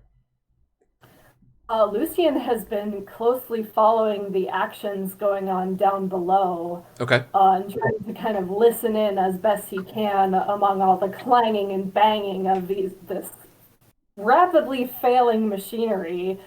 And he's also just clutching the briefcase so tightly. Yep. I think so it's a lot to sort of like pick up what's going on down below, but in this conversation that's going on, I would say and is there something that would make sense here? I don't know necessarily about like a role. I don't know. I think you just you're trying to listen very closely. I think you definitely hear this officer talking about the briefcase, and you are holding that darn thing in your hand, so you know that whatever this was all about, it was about the briefcase. And yet the murdered man was up above and holding that very briefcase. So what's the deal? That's what we're here to find out. Indeed. Okay, so I think at this point we're all caught up sort of temporally. I think the water is up to up above everyone's knees down below. At the very far end of this room, sort of like right behind my face cam here, the very end boilers, you hear a massive and a cloud of steam erupts into the already smoky room as the end boiler is suddenly quenched. You hear a couple of men scream from down on that end as hot steam floods over them, and they sort of disappear into this fog of steam. As it starts to sort of like waft toward the ceiling instead and dissipate a little bit, a couple of other coalmen rushed forward and are starting to pull these like shiny red corpses, unconscious bodies, hard to tell, back out of the steam and through the water up toward the ladder. What do you all do? I mean, I'm trying to run up the ladder anyways, and then Fantastic. I'm trying to get out of there. So get me out. Yep. Indeed. On your way out. Go ahead, Austin. Alondra, any other clues that might have been in here are quickly being drowned, so I think it is time clearly to leave. You Boy. you are climbing the staircase, but excuse me, the ladder, but there are other coalmen who are like rabid to get up this ladder as well. And so one of the things that I can do is I can call for just a straight up resistance roll. So I need you, Eddie, to please make a resistance roll with. I'm actually going to let you choose. Depending on how you are, if you're just going to use brute strength, you can use prowess, or if you are trying to sort of like use your dominant personality, you can use resolve. I'm gonna say prowess. All right, go for it. So go ahead and resist this one. There's going to be a certain amount of stress trying to get up this one because there are probably a dozen men crowded around one ladder right now. You hear a bit of a Wilhelm scream kind of thing coming from up above as one falls down and lands on top of the boiler next to you. I kicked him. So 5. You rolled a 5? Yeah. Excellent. You take 1 stress and you are able to... Which one did you say you rolled? Prowess? Prowess. Excellent. That means that you are just you shoulder people aside. You get one person who's just like scrambling at the bottom of the ladder, can't really get a grip. You shove him upward to the point where he gets a grip on this thing and climbs up above you, and you manage to get up this ladder, and others quickly follow. You've sort of like unstoppered the hold up here on the ladder. Meanwhile, you reach the top of the ladder. The door is open, and I take it y'all are heading out and up above. Is this correct? Yeah. Yeah. Okay. You rush back through the ship. You find yourself once again on Scotland Road, which is this long sort of hallway that goes down most of the length of the ship. And as you are going, I would like everyone to please roll your favorite among hunt, study, or survey. Nobody can help other people on this particular roll, but everybody just roll your favorite. You are wildly climbing staircases. You have passed Scotland Road, and you are now heading up to the upper decks. Oh, baby. The set is going straight to hell. There we go. So's the ship. Checks out. All right, what do we have? I will start with Alondra. 3. A 3 in study. Eddie? A 3 in hunt. And Lucian. I will need somebody to roll for me, please. That's right, and I'm gonna forget every single time. Is the thing? I got it. Okay, can you roll a survey for me, please? How many dots? How many dice? Well, I don't have any dots in anything in that column, so I don't know. I gotcha. In that case, I will allow you not to roll rather than like, unless you wanted to push yourself, and you would take 2 stress, and you can push yourself, and you'll get at least 1 die. No, that's okay. Okay. I will rely on the instincts of my colleagues to get me through. Thanks, all. Rolled a 6. I rolled a 6 for you. Of course you did. Okay. I think I think I'm going to use both of these rolls. I tell you what. Okay. Oh, delightful. Okay. So, Alondra and Eddie, you both see the same person at the same time. You both rolled 3s. This is not a good sort of outcome for you. This face that you see is you spot it as it is disappearing into the crowd of people who are now pouring out of a door onto the upper decks of the ship. You have currently reached this, which has at different moments represented below decks, but currently represents a sort of parlor room. This is the first class smoking room right now. And there is a door just off to the side of these crates that leads out onto the outer deck of the ship, which is where you can see all these deck chairs, etc. You see people mustered in a cluster outside. You hear screams, and you see, frankly, something that you never expected to see, which was the lifeboats of the Titanic being lowered into effective position. Now, you are distracted momentarily from this. Lucian, you do not notice anything, except for, obviously, the kerfuffle outside. But Alondra, you spot him first.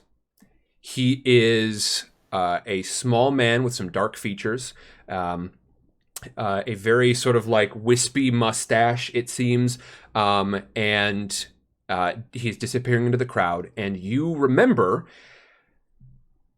the moment before you went and knocked on the door of Waldorf Bregman's first-class cabin.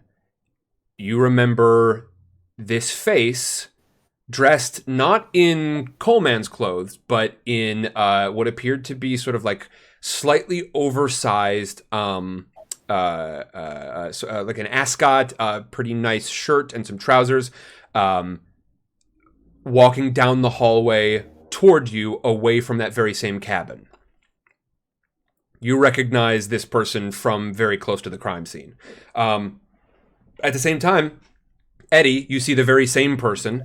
You see a face that you would not have been able to recognize before, but now that you actually see it in front of you, this is Marty. And Marty is currently disappearing out the door onto the deck of the ship in a crush of people. And here is what I'm going to tell you all now. This is another fun little bit of frankly, it's one of my favorite things about Blades in the Dark in general. I'm going to start a progress clock. A progress clock is basically it is a speedometer for y'all to sort of get an impression of how far you are along in solving a particular issue. I'm going to start this progress clock, and this progress clock is titled Get Marty. I'm going to show it to you in just a moment here, but this is going to be a 6 clock, which means you've got 6 segments that need to be filled. You are going to have to try and catch up to Marty. Get Marty. And because you both spotted Marty on a pretty rough roll, this clock is empty. Now, you're going to have a chance to raise this clock and get it close, sort of catch up to Marty as Marty is running away. But if you roll pretty poorly, there's a possibility that this clock will also go back down because Marty is sort of gaining a lead on you. So here is your 6 clock. Hold on, will this show up? We shall see. It's a pie with 6 segments. You got to fill these up. I will be returning to this regularly to give you an update on it. But you found this sucker. You are not particularly close. What do you do? Well, can I use another? Okay, let's see. So, paint the picture again. Where are we? Yes, where exactly are we? You are just emerging onto into the first class smoking room here. You see one of the doors off to the side, and you've just watched Marty disappear out the door here onto the deck of the ship. This is open air out here. This is where people are mustering. The carpet is inside. The rest of this is outside. And you have just watched Marty sort of disappear into that throng that was rushing out the door. Currently, this room only has one person in it. It's another officer who is checking the staircase behind you and saying, "You need to get outside right now." Yeah. I chase him. Excellent. Okay. Go ahead and how is it you want to do this? Are you trying to like rush through people? Are you trying to sort of are you trying to be a little bit more on the subtle side? What's your angle?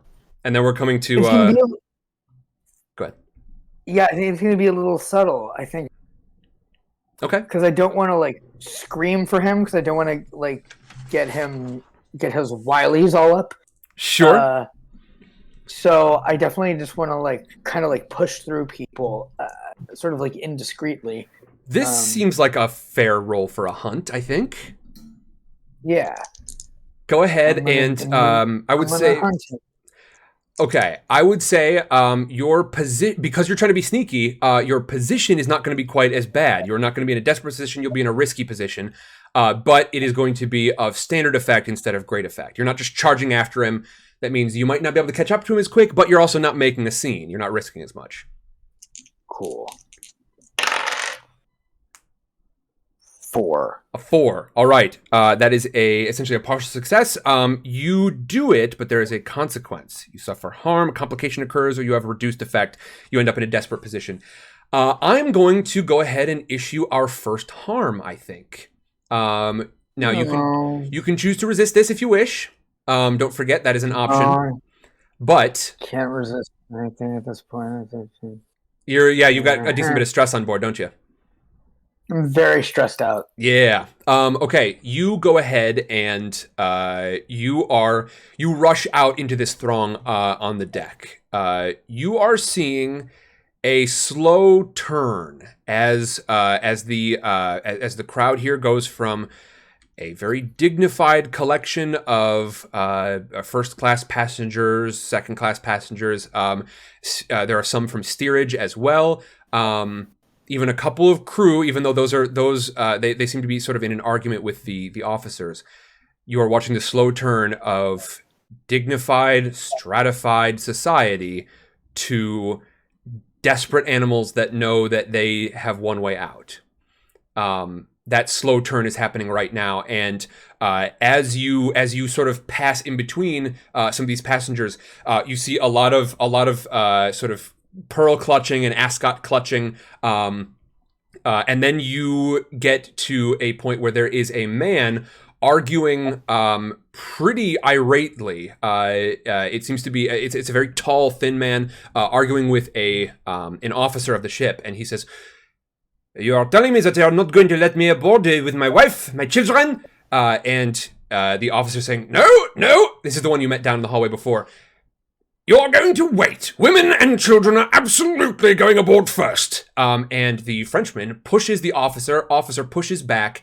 And as you are trying to sneak nearby them, you get caught up in this fray. You are going to take the lowest tier. I can't remember what it's called, but you're going to take the lowest, most minor wound, most minor harm.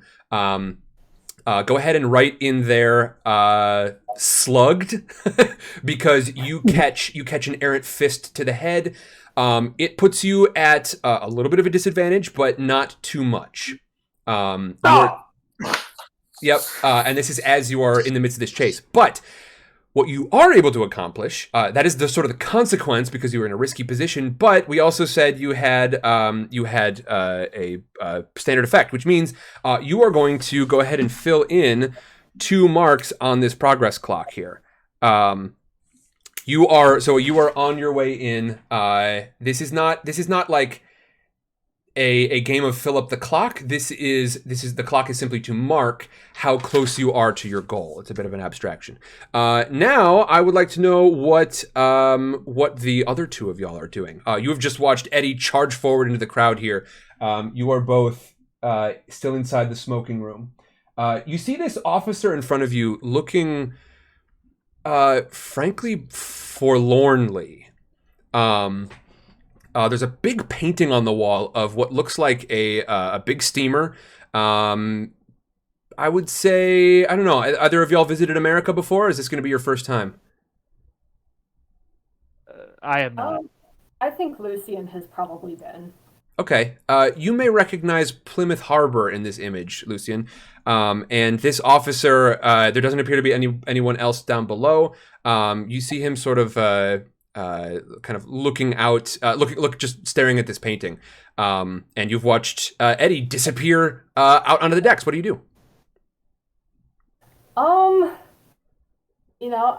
I think that Lucian's primary goal right now is probably to chase after Eddie, because he knows that Eddie knows information that he needs to unravel this mystery. So I think that's going to be his top priority. And Lucian has a special ability that I should try using. It's called Spring Leaf Pistons. Okay. Go ahead and tell me about that. What does it allow you to do? So it basically just allows me to go real fast, like Okay. really fast.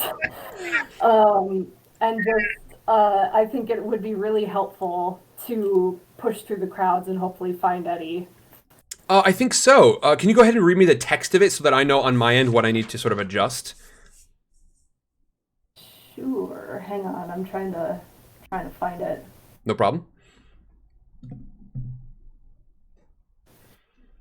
There are shouts coming from the crowd now. There seem to be arguments breaking out pretty regularly all over this ship.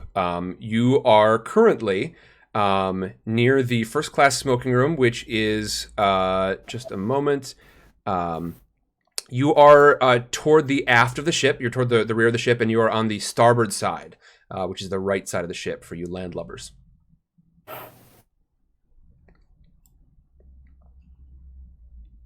Okay, I'm not finding the. Sure. You know what? Yeah, We will it just. says it's a feature option for any frame, so. Sure. Yeah. No, that is quite all right. I think let's go ahead and I will just sort of jury rig something here. I think we will say that you get increased effect. We'll say that, you know, if you're trying to whatever you're trying to do in terms of like trying to run or jump or what have you, you get increased effect. Cool. So go ahead and give me, let's see, it's still going to be a roll, but you're going to get increased effect for it, because I think it's still in sort of limited effect territory, but you're going to get to increase that. How are you going to try and do this? What sort of skill would you like to use? Do we think this is kind of, I could see a prowl, but I could also see sort of finesse in here potentially. Well, I don't have either of those, but I do have skirmish, and I also have attune. So Skirmish probably skirmish would be the closest. Okay. Yeah, we can go with skirmish here. I think that seems sensible. This does mean I think that you are going to maybe make some enemies on your way through here, but there are already fights breaking out. So I think I think Lucian dashes out onto the deck. Go ahead and give me a skirmish roll. Can someone do that for me, please? Indeed. So when I have you make a roll, would you just do me a favor and tell me how many dice that needs to be, and then we'll have folks roll for you. So it just has to be one dice. Just one. All right. Okay. And what's you need to tell me something first. Indeed. So that is going to be your position is risky currently, and your effect, which would normally be limited, is going to be standard. Go ahead. It's a 3. That's a 3? Okay. So is this the sort of thing you would like to resist, or are you going to sort of fight your way through regardless? I think I'm going to fight my way through regardless. Okay, sounds good. This means that I think as you are fighting through, you are also going to take some harm as additional brawls break out here. You can see that there are a couple of crewmen that seem to be really violently fighting against some of the officers of this. This is, it's pretty disgraceful behavior, to be honest, but this is the position that everyone finds themselves in. And you also, I think you are going to take, let's see, what shall we call it? You are going to take the, I don't want to say slugged again. What do we think? What happens? What do you get hit by as you run past? You get into a bit of a fist fight here, and I think I don't know. I think you get we'll Sikaar Storm. We'll use that. You get an elbow. So we'll just say you can write down elbowed on your sheet there. And if y'all could go ahead and actually, you know what? I've got a sheet for this somewhere. I don't have it here though. Could you remind me what it says next to that first box of harm? That lowest tier of harm. Less effect. Less effect? Mm-hmm. Okay, gotcha. So on things relevant to having been punched in the head, which is going to be quite a bit, but not necessarily everything, or being elbowed, that sort of thing, you will get reduced effect until you have a chance to sort of heal up from this. So, let's see. I believe that brings us to Alondra. You've just watched Eddie dart out of the room, and then Lucian runs after. Now, sorry, really quickly, I do need to just note that Lucian, you rolled a sort of a full miss as opposed to just a partial success, which means that you do get knocked around, and you only are sort of about halfway to where Eddie has run forward. Alondra. I kind of walk up on those boxes there. Okay. And I kind of shout as loud as I can over everybody that's like fighting each other and whatever crowd is here that Marty is running through. Mm-hmm. And I kind of say, "All right, everyone, we need to stay calm. We are not going to survive any better if we're all fighting each other. Also, there's a murderer on the loose." Yes, the classic gambit. Tell everyone to calm down. There's just a murderer. Well, no, I say like everyone, please part to the sides and stay calm and get in single file lines. And I want to attempt to sway this crowd to kind of calm the fuck down. Sure. And part, to allow us to get to this guy. Fantastic. So you have jumped up there, and this is one of the really fun things about this game is that I've shown you the progress clock, right? But unlike a lot of things in a lot of other games where there's only one way to sort of solve a particular problem, Eddie, you have gotten 2 ticks on this progress clock by just straight up running after Marty. Alondra is going to have a chance to increase your sort of your progress clock here by shouting at the crowd and trying to get them to make some way. It's one of the really cool things about this game in general. So go ahead, and this seems like a sway or a command to me. Definitely Austin? Sway. Sway, okay, fantastic. Dance with me, make me sway, Austin. Go ahead and give me that roll. Don't forget you can push yourself. What am I trying to hit? You are this is definitely going to be I think this is a desperate position. Like you're about to shout about a murderer. But I think you will have standard effect because you have like put yourself up above all of this sort of hubbub, and you're going to try and give yourself sort of a position of authority. Okay. We'll call it standard effect, desperate position. I do want to just say it's a small Indian woman in 1912. It is indeed. Basically, here's how I'm figuring it. These folks are eager for someone to tell them what to do. And right now, there are officers present. They're currently fighting with crew. And so they're not looking particularly authoritative, which means I'm calling this standard effect, but a desperate position, high risk, medium reward. Go ahead, Austin. Roll the 5. A 5. Okay, fantastic. You do it, but there is a consequence. You suffer severe harm, a serious complication, or you have reduced effect. I'm gonna go ahead and say, so first of all, those are consequences, which means that you succeed regardless, but you can also choose to resist the consequences of this thing. Like you do the thing, but you can go ahead and resist if you wish. Would you like to resist this? Yes. Yes. Okay. Fantastic. Go ahead and let's see. You went with sway, so give me your resolve. Give me a resist with resolve. I have 2 in sway, so that would give me 1 in resolve. Correct. If you don't have anything in attune, command, or consort. Yeah, I don't. All right. Do it up. Another 1. Another 1. Oh my guy. Okay, so you take 5 stress. I have to wonder if if we were doing maybe when we do an extended campaign of this, it seemed this would be the sort of moment where I would start to wonder: is Alondra just terrified of public speaking or something like that? Maybe, because it's a lot of stress. But this means I am very stressed. Indeed. So. You go ahead and you have your effect, which means that's another 2 ticks on your clock here. And you are going to put that up. You're basically 2/3 of the way through. You stand up on this box and you shout. This is a chaotic situation, but people are looking for something to tell them what to do next.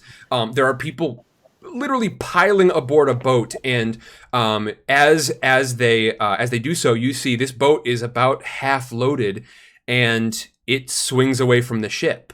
And people just in awe of this, that it is just departed only about half loaded. They are like looking around for something. They see you shouting up on top of this thing, saying to make way.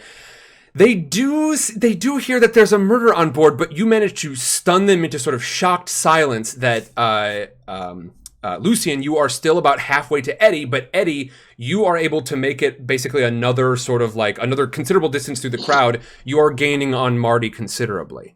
What do y'all want to do next? I mean, I want to keep going for him. I figured as much. Okay, go ahead. Are you? Let's see. You're sort of chasing.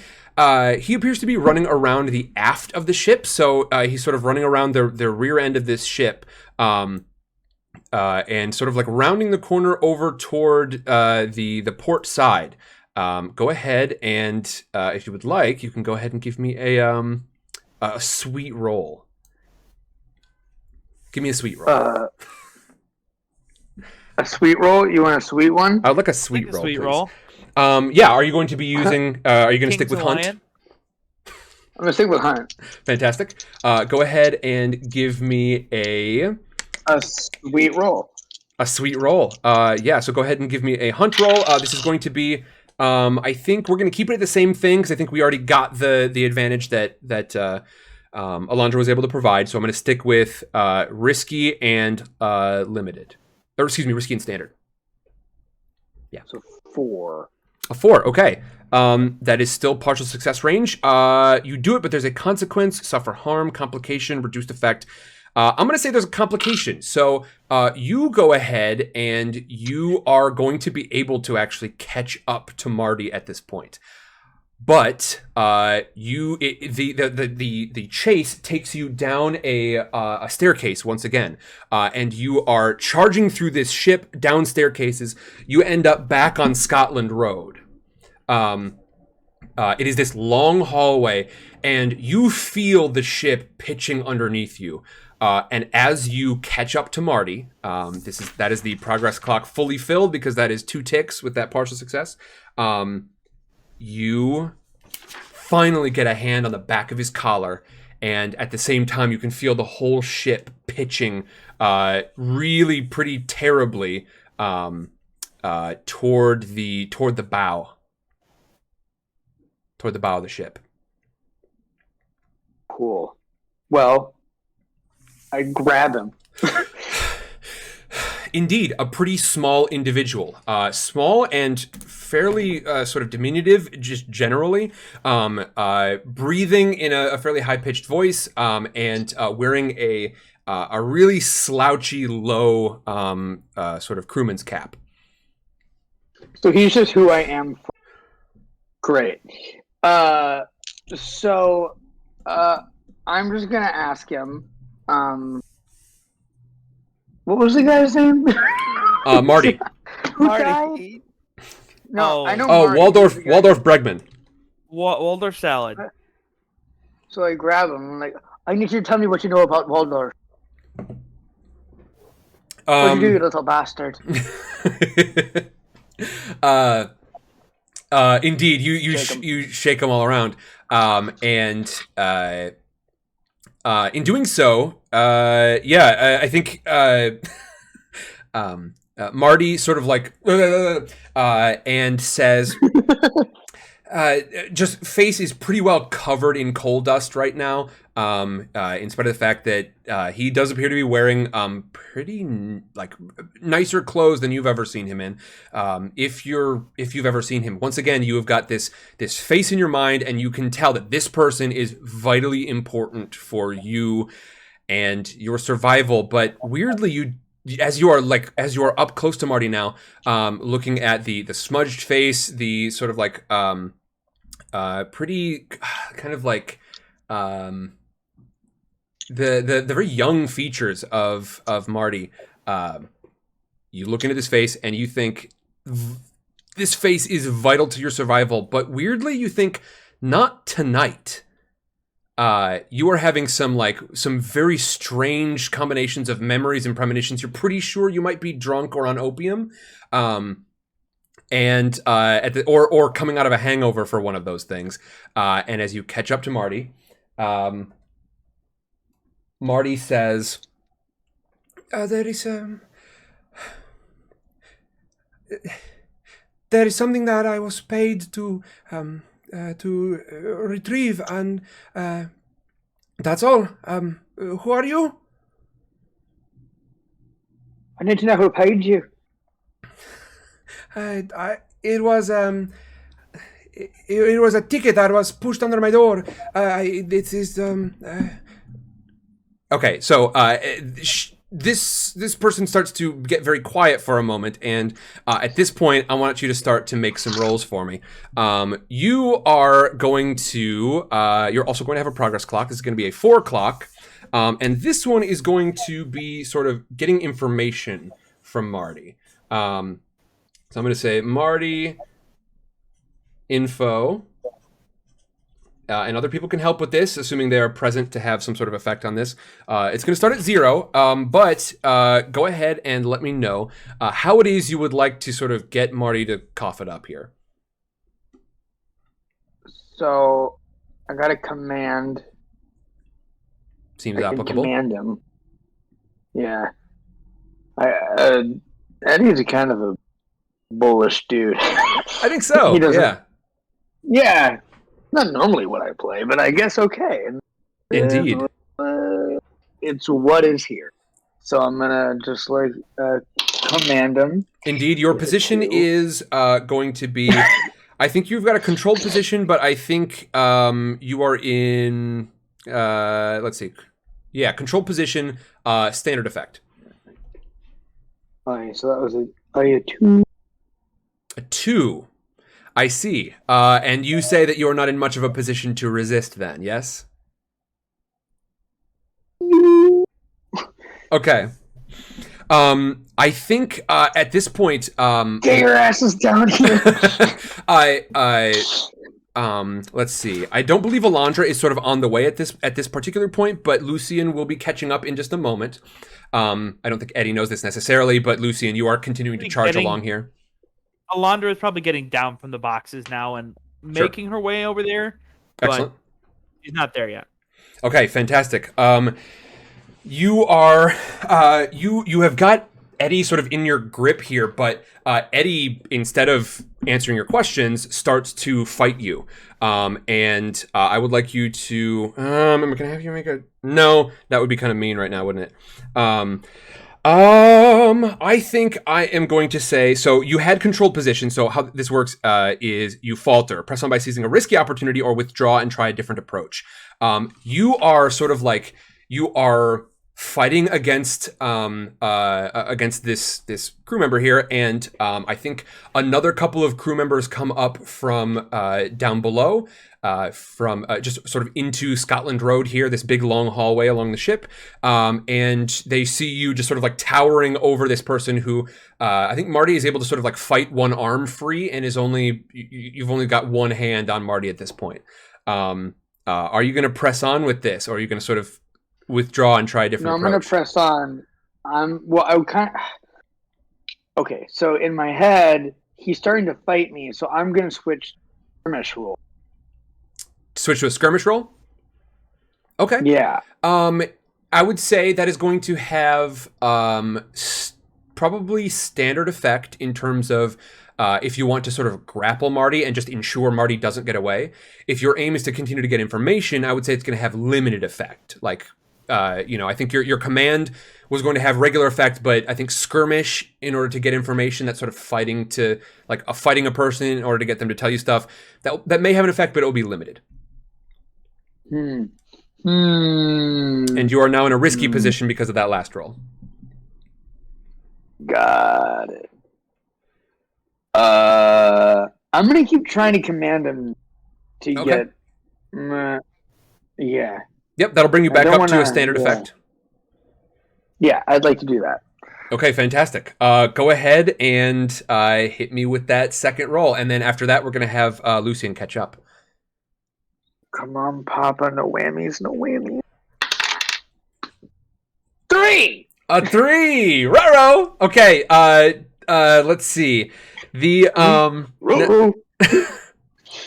now, here's what I'm going to do. I'm going to offer you a devil's bargain. And two things. First of all, this would typically be the sort of thing that would have to be offered before you actually make the roll.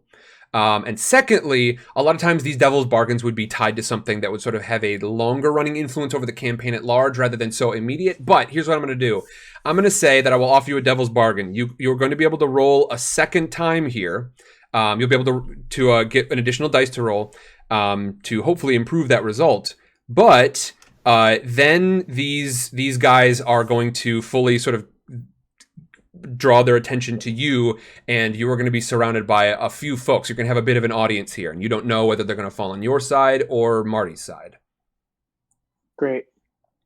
Sure. All right, do it up. Roll that extra dice. Devil's bargain it is. 5. A 5. Okay, excellent. So you went from a essentially a full miss to at least a partial success. So you do it, but there is a consequence. You suffer harm. Complication occurs. You have reduced effect, or you end up in a desperate position. So that is going to be 2 ticks on our clock here. You are going to manage to get some information out of Marty, but you're not going to be able to get the whole thing. So here are your 2 ticks.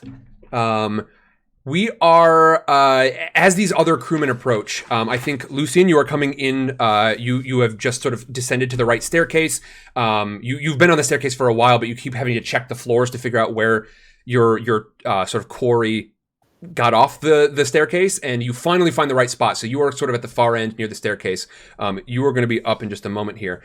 But Marty sort of looks up in your face here as you command Eddie, and says, I wanted to go to America and start a business of my own. I'm going to be a baker, and one day the ticket pops up under my door with instructions that I need to find something that belongs to Waldorf Bregman, that he would be aboard the ship, and that if I can find my way to him and take these things, I can go to America. I only know a very small amount about the person. I was curious. I was not supposed to know who actually dropped off the ticket, but once I agreed, I watched them out of the window, and they got into an Edison car. I've got my suspicions it might have been part of the Edison monolith, the machine. And for y'all just in this era, you are simply aware of this in the world. The sort of Edison monolith, which is like there's the Edison like light company. There are all sorts of things with Edison's name on it. The monolith is just the sort of blanket term for like all of the various things underneath Edison's thumb. So it appears you have some information. And I think at this point, Lucien catches up. Lucien, you are sort of on one side of this pair of people. Once again, you caught up to Eddie in the middle of having like somebody by the lapels. And you have caught up here. Go ahead and let me know what it is you'd like to do. I think that Lucien has seen that a little bit of info has been dragged out of this by like skirmish tactics, and I feel like Lucien knows that maybe that end has like that's all we're gonna get out of like threatening this dude with bodily harm. Okay. So I'd like to do a roll to attune, just one dice, so I can see if I can sort of feel out the rest of the story. Yeah, once again, attune is like the weirdest stat when we're not using the Blades in the Dark actual core book, but I'm totally cool with this. I think this is going to be sort of it's going to be more of like a sense of instinct than anything else. You're not actually going to it's going to be sort of like kind of the equivalent of like what are they called? An insight roll in D&D, that sort of thing. But yeah, go ahead and we'll sort of give you a feel for what you're sensing off of this person.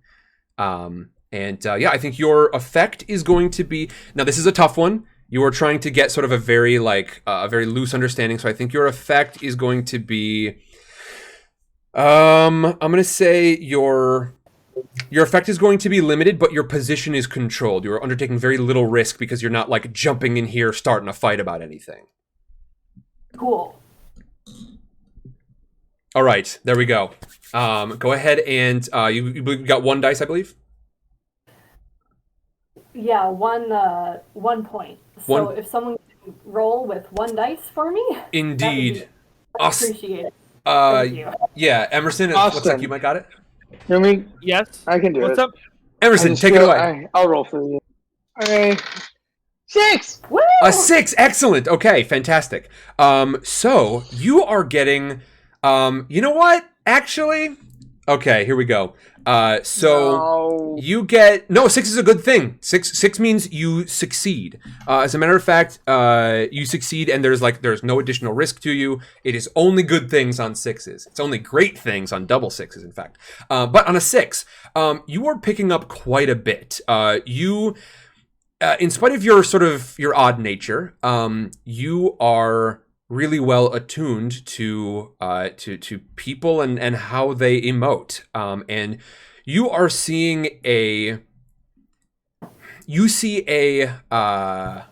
something you recognized on Waldorf's face fairly regularly, and that is the pressure of the hierarchy above.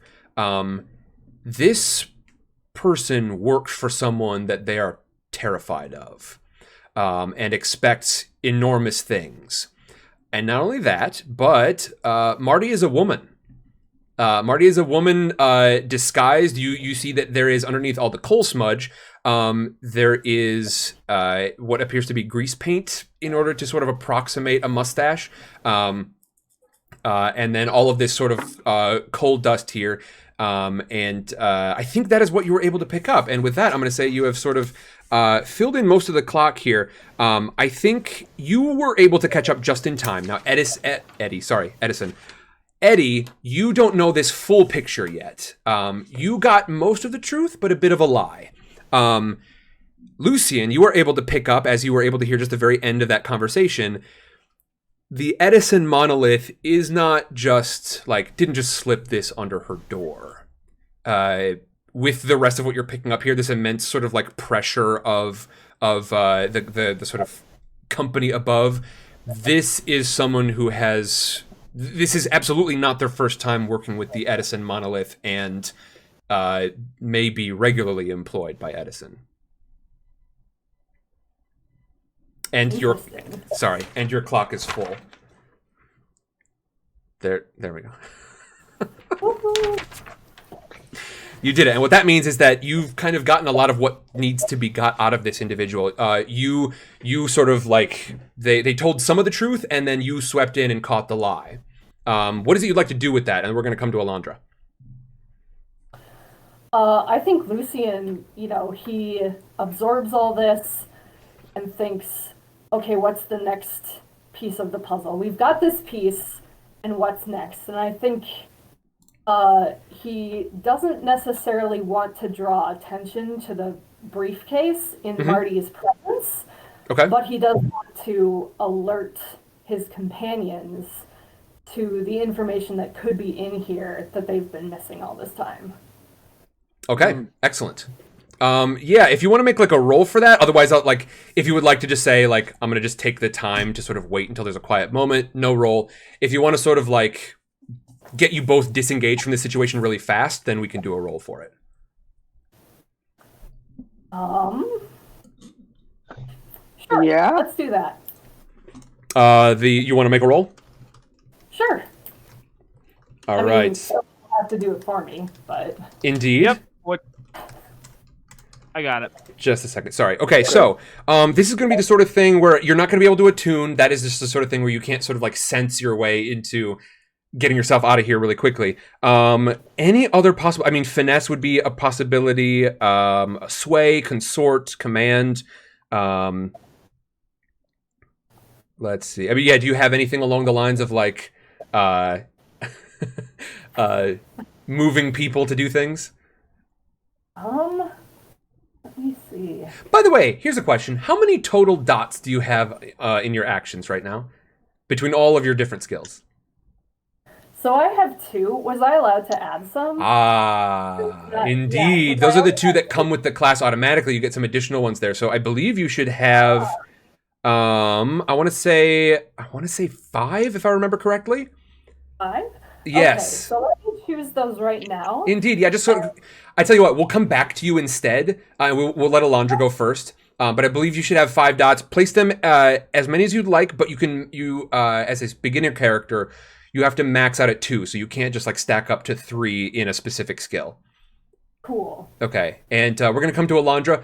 Emerson, you should also have 5 dots under your action ratings. I do. Okay, excellent. Okay, cool. Alondra, what are you getting up to?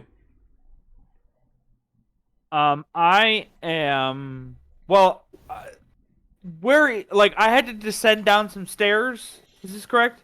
Yes, if you wanted to catch up to this, I would say it's a little tough because you sort of like held back. You didn't actively chase, so it's a little tough to find your way down there. So like you take longer than anybody else, obviously. And as you're going down, you definitely you are getting a very clear sense this ship is in bad shape. You look up toward the front of the ship and you can see let me see. You can see the it is all the way up, like the water is all the way up to the level of the upper deck of the ship. You can see up at the very front, and so you surmise that down below, water is probably pouring in from underneath. And I think as you emerge into this scene down below, you feel a sudden jolt, and there is an explosion down below. Oh boy. Okay. It sounds like one of those. It sounds like a water explosion, if that makes any sense. It is a very like you hear like as opposed to like you know. Gotcha. Yes. The clock ticks next to you. Tick, tick, tick, tick, tick, tick, tick, tick. You hear the steam pipes. Just onomatopoeia fest. Okay, what are you up to? As I'm walking, like, can you describe what my journey is like? Like, am I still in the stairwell, or? You are now emerging from the stairwell. It has taken you, similarly, and you're at Scotland Road. You look down the hallway, and about halfway down the ship, you can see at like a bit of a sprint, you could get there in one round or so, what have you. There is a little knot of people, one of which is Eddie, sort of looming over this person who you know to be Marty, based on the clues that you've put together, and a little knot of crewmen as well, who seem to be sort of like standing, looking back and forth between faces, unsure who to sort of side with here.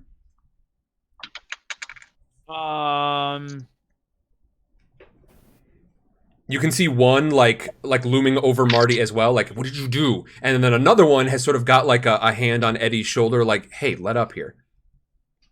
I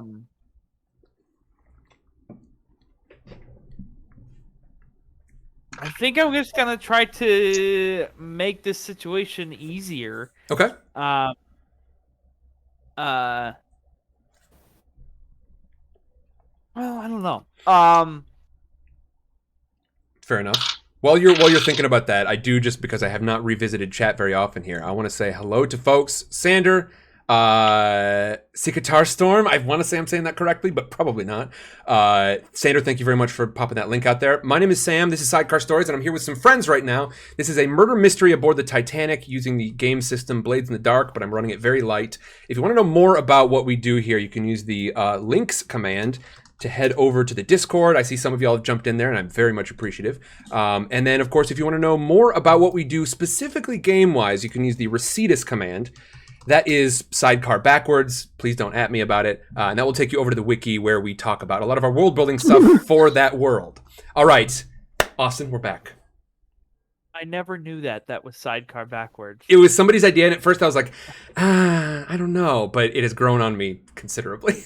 Anyways, okay. I'm just gonna go over to the whatever this crew is that's kind of watching the situation. Mm-hmm. Again, I'm gonna try to sway them. Yep. Just using what I'm good at. And this is how she gets through life. Sure. We are. This person is a suspect of a serious murder on the ship. And we are here to investigate. Do not worry about it. We have it under control.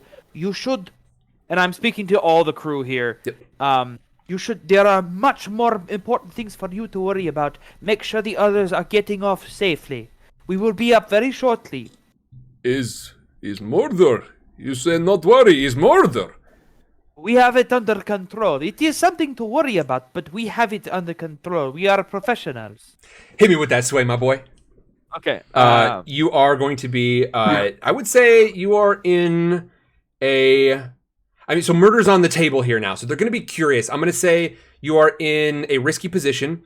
And your effect, I'm going to say you are going to have standard effect. You might have had limited before because you were first class versus crewman, but not anymore.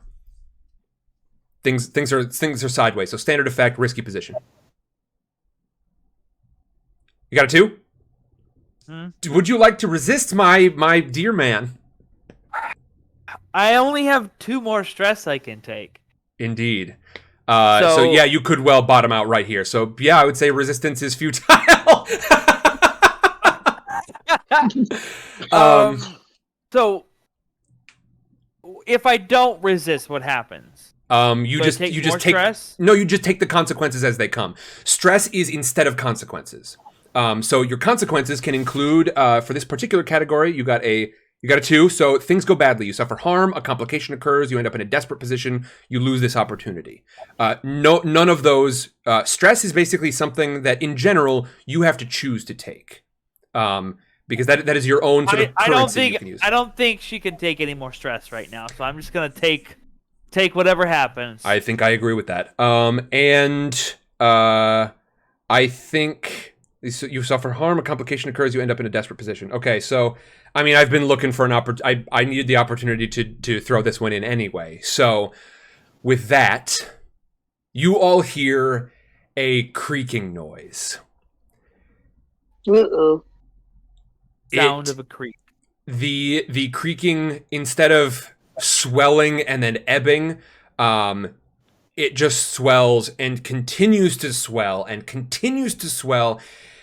And then, down at the very far end of this corridor, the lowest end, you see the water crush into Scotland Road. You are on E deck, which is not you're not exactly like right near the top. The water is rushing up. What you heard before, that explosion, that watery explosion, must have been one of the bulkheads crushing. And now you are watching the front of the ship fill with water. It in a moment, it is up to the ceiling at the low end, and you feel the ship start to pitch even more dangerously as this creak goes from, instead of a creak, like I said, it swells and then fades. This one just keeps increasing in intensity until you feel like your eardrums are going to go. What do you do? Scotland Road is flooding. It's going to be on you in a second.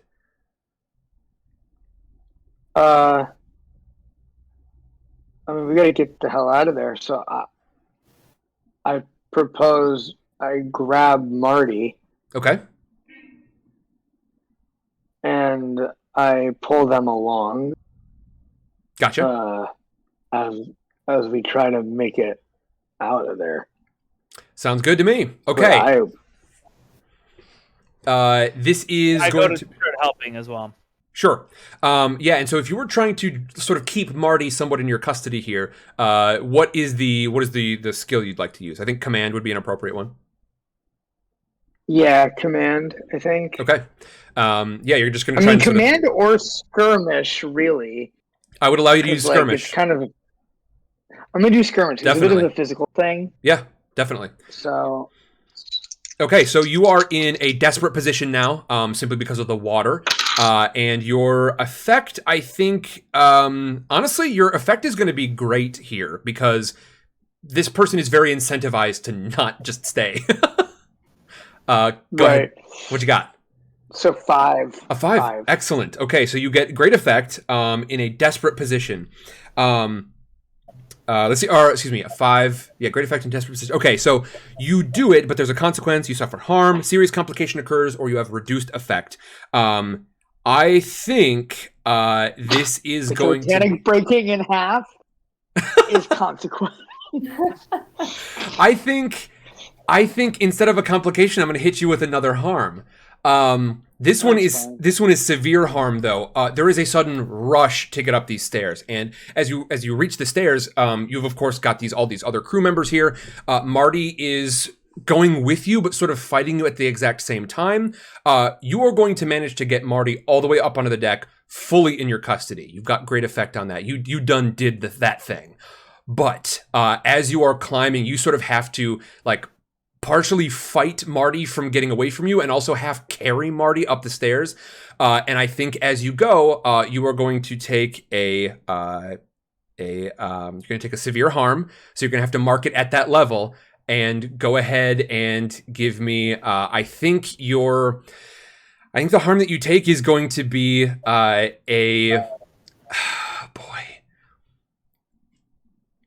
think the water like catches up to y'all as you're on the stairs a little bit and you get like thrown into a wall. So go ahead and write battered there.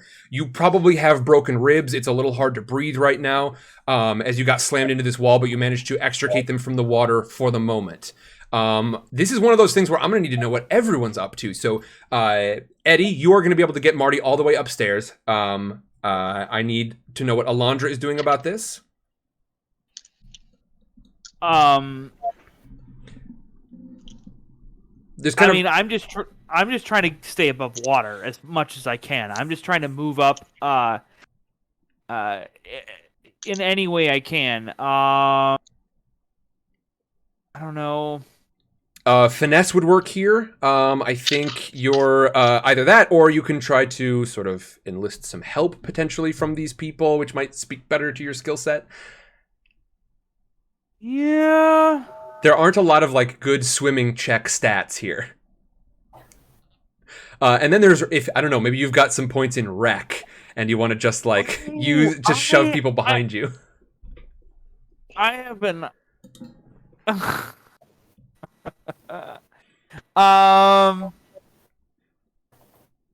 And what I'm going to do is I'm going to get like everyone's reaction to this. What do you do? And then I'm going to come back to Eddie to find out like next step. I have an idea. So this water is rushing in. Oh yeah. Can I like figure out a way? To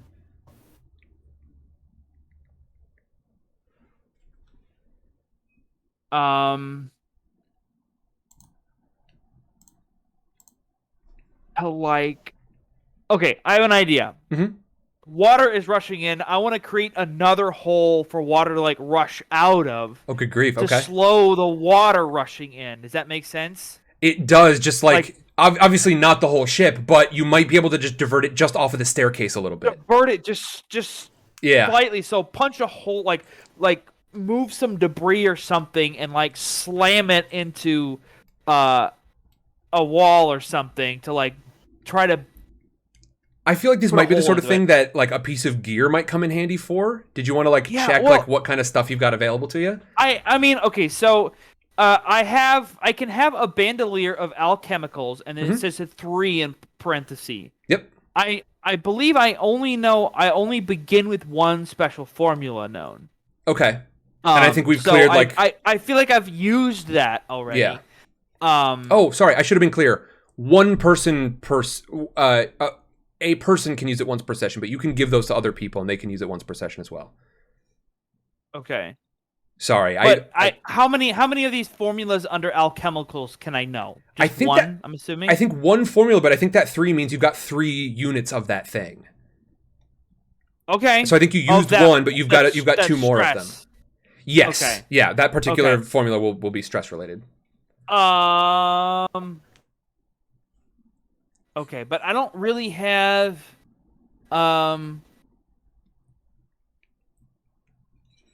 If you're trying to just like bust a hole in the wall, demolition tools. I guess demolition tools. That's here. Yeah, that seems like the sort of thing. That's gonna take 2 though. I think that takes 2. 2 load. Yeah, 2 load. So yeah, go ahead and mark off 2 load. Demolition tools in my bag. And I would assume that for you specifically, C4. Slap some C4 on it. As a perfumer, I'm anticipating this is something along the lines of like, these aren't designed to be demolition tools, but you just know like, hey, here are the 4 ingredients that are the most dangerous shits I got in my whole laboratory. Yeah. And I know if I mix them together perfectly wrong, I can make them blow stuff up. Cool. All right, let's see that sucker. Okay, cool. In that case, go ahead and roll, I think Wreck, but Tinker would be another one. Do you have, like, whatever roll you would use to typically make your potions? I mean, Tinker is definitely what I use to make the potions, but I also have Wreck. What do you want me to use? Whichever you wish, frankly. Either one of these. Well, definitely Tinker, because I have 2 dice instead of 1. Oh, 100%, yes. Wreck would be, if you didn't have the tools to do this, I would pretty much force you, nothing else would work. But, yes, Tinker. That's a 6. That's a 6, and you get, I believe you have a special move that gives you increased effect, yes? So it's a 7. So, well, that it says a level of success, right? I'm already at a 6, though, right? There's a critical. There are crits in this game. Oh, so I can go up to critical. Okay, you can crit in this game. Okay, so I get a +1 to that. So +1, yeah, +1. Okay, so you go ahead and it is. I mean, this sucks because you're trying to do it so quickly, but like you're sort of backing up the stairs as you go, and you are able to put together. You know, like, I think you just sort of, like, chuck 3 of these things in the corner to sort of, like, get them to mix in shattered puddles on the floor, and then you hit him with that 4th one. And then there is a small inferno as the sort of the water catches up to the fire. But as it does so, the fire is blowing a hole in the back wall of this thing. And you can see, it looks like maybe some of the more forward cabins sort of through the side of this staircase. And as the water rushes up, instead of following you straight up the stairs, it rushes backward down into this cabin over on the other side. You know this is not permanent because, well, you've seen the movie. But this will certainly protect you on your way up the stairs. Finally, Lucian, you know what? I think part of that crit is that, Lucian, you probably don't have to roll for this. If you've got additional objectives to get up the stairs, then go for it. But I think what this has done is ensure that anybody remaining, you are going to go get up the stairs okay. So do you have additional objectives on your way up the stairs, or you think you're good right now? Not on my way up the stairs. Okay. I was actually, the action plan that she did was the one that I was considering as well. So gotcha. Okay, fantastic. I've got no further things for the stairs. Yeah, you probably have a point or 2 in rec or something, don't you? Yeah, I've got Tinker, Sway, Finesse, Attune, and Skirmish. So excellent. I could have done something there, but luckily I didn't have to. Sure. Thanks. Indeed. Yes. Okay. So, y'all just got to see a different side of the perfumer. It's like it was like a slightly like as it exploded and fizzed. It's like it like changed colors from like a green to like a purple before it like became like a totally like a white burn, and then the water took over. And it smells like burning. I mean, honestly, just a mixture of burning chemicals. That's what it smells like acrid, probably terrible in general, but effective. Just really rank. Really quickly, before I sort of head back to the top of like our very loose turn order, What do we see on Alondra's face in sort of reference to, is this something Alondra has done before? Is this something Alondra has never done before? Absolutely, she's done this before. Okay. Yes. She, her background is underworld. Sure. And she has done some shit. Okay. So... I feel like Lucian is looking at her like half terrified and half like maybe a little bit in love. Like, wow. Sure. Yeah, beautiful. Like the most into it. Okay, so fire, water, the boat pitches underneath you. I think we're back at Eddie, but I will also accept if Eddie doesn't have a specific objective right now, then anybody. Eddie, you got something in the mind right now? I mean, no, I've made it up deck because we still have to solve this and then also survive the Titanic. Yes, you now know that you have got some difficulty ahead of you. You know, sort of like you have largely, I would say, all of you have solved the murder. There may be some whys that you need as well, but you know who, and you know sort of who was behind the who, right? You have this person who is pretty well in custody. They still have it. This is not a permanent thing. You were able to get all the way up the stairs, but it's still possible they might get away from you. You have largely solved the murder portion of the murder. You'll get your chance at like a Poirot. So here is what happened on that night. You'll get your chance at that later. For right now, you know, okay, you've got what you need to get, except for maybe some additional exploration of the physical evidence, that briefcase that you've got. Now the priority is to survive. You are all getting this strong sense that you have overcome some sort of Rubicon of fate by figuring out what happened here. You will be able to improve your position in the future even more by sort of like figuring out a little bit more about this briefcase situation, and why Marty / the people behind Marty / whoever Marty actually is. You might be able to dig into that more, but you know that you have at least crossed that threshold, and now tonight your survival becomes paramount. You're sort of back in that more sort of animal mentality, as opposed to like being driven by some wild turn of you know, like I said, coming out of an opium hangover. Right. So where am I now? Did I make it onto the deck? Yes, I think you are all sort of reaching the very top levels of the deck, and as you do so, you can see the boats as you have been down below, as you've been running through the crowd, as these fights have been going on. There have been a lot of launches. You are currently. Let me see. I need to sort of check my notes here. Just a moment. There have been quite a few launches, and as you reach up above, you can see that on the aft of the ship here, there are. It looks like 15, 9 to 15. Okay, it looks like there are about of the 8 that are on the rear end of this ship. There are more in the front, but on the 8 that are on the rear end of the ship, there are only about 4 left. And more are launching at every moment. I say we try getting on a boat. Okay. Or we Jack and Rose it and get on a cute little. Let's go for the boat first. I almost thought try the about being a door salesman in this. Did you really? Yeah. You bastard. I was gonna name him Jack Roseman. Good lord. Terrible. Damn you! What class would that? And we'll talk about it later. Sorry. Okay. Now, as you are walking along the side of the ship, tell me, are you going up the port side or the starboard side, left side or right side?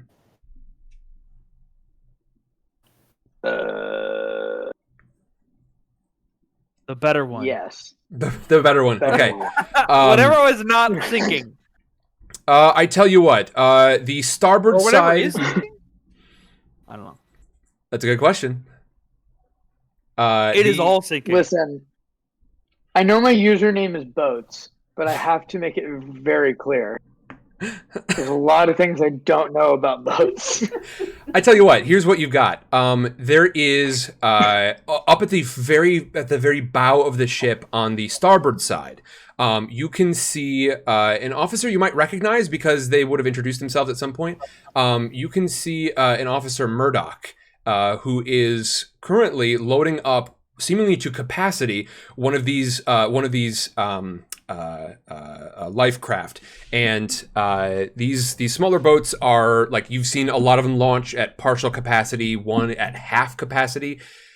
There are a lot of people still aboard this ship, and yet up at the starboard bow, you can see one little section of the ship that is, I wouldn't call it an oasis of calm, but at the very least, it is orderly compared to the chaos of so much of the rest of this ship. So I think, starboard seems like a good angle.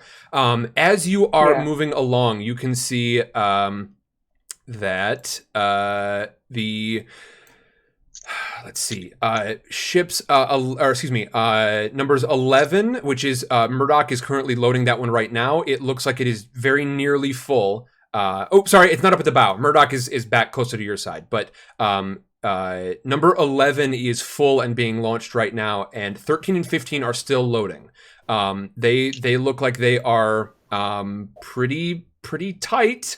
Number 9 is already long gone. But like I said, Murdoch is sort of right here on the starboard aft end of the ship, the rear right side, loading up these. And as you approach, you see there's going to be one big complication for a decent bit of you. Women and children only. I'm fine. At least two of you, and then your quarry here is also sort of like intentionally reading mail. So what do we think here? What? How do you react to this? I wonder if I can... Oh, sorry. Go ahead. No, you go. Go. I was just thinking, like, if we expose Marty and then see if we can find a way to turn that on its head, like, you see this woman in disguise? Well, we're all women in disguise. Okay. I wonder if that's not bad. I was thinking the exact same. Good grief. Okay, so I was gonna like wipe off her mustache. I want to see what Lucian does about this, though. Lucian, what is your... Okay, so your aim here is to sort of... let's have you do some action first, and then we'll figure out sort of what happens next. Aren't we all just women in disguise? Yeah, Seek a Storm? Excuse me, Seek a Tar Storm. I'm a non-binary person. I don't know how to answer that question. Okay. Okay, so do you start by just like wiping off the grease paint and being like obviously in front of somebody, like you're making a show of it? That's important, I know. But and then it's just sort of I mean, I imagine that's the sort of thing that's kind of a sway roll, but perhaps something in some other category. What do we think? And then of course I am also going to want to know what you actually say in this moment.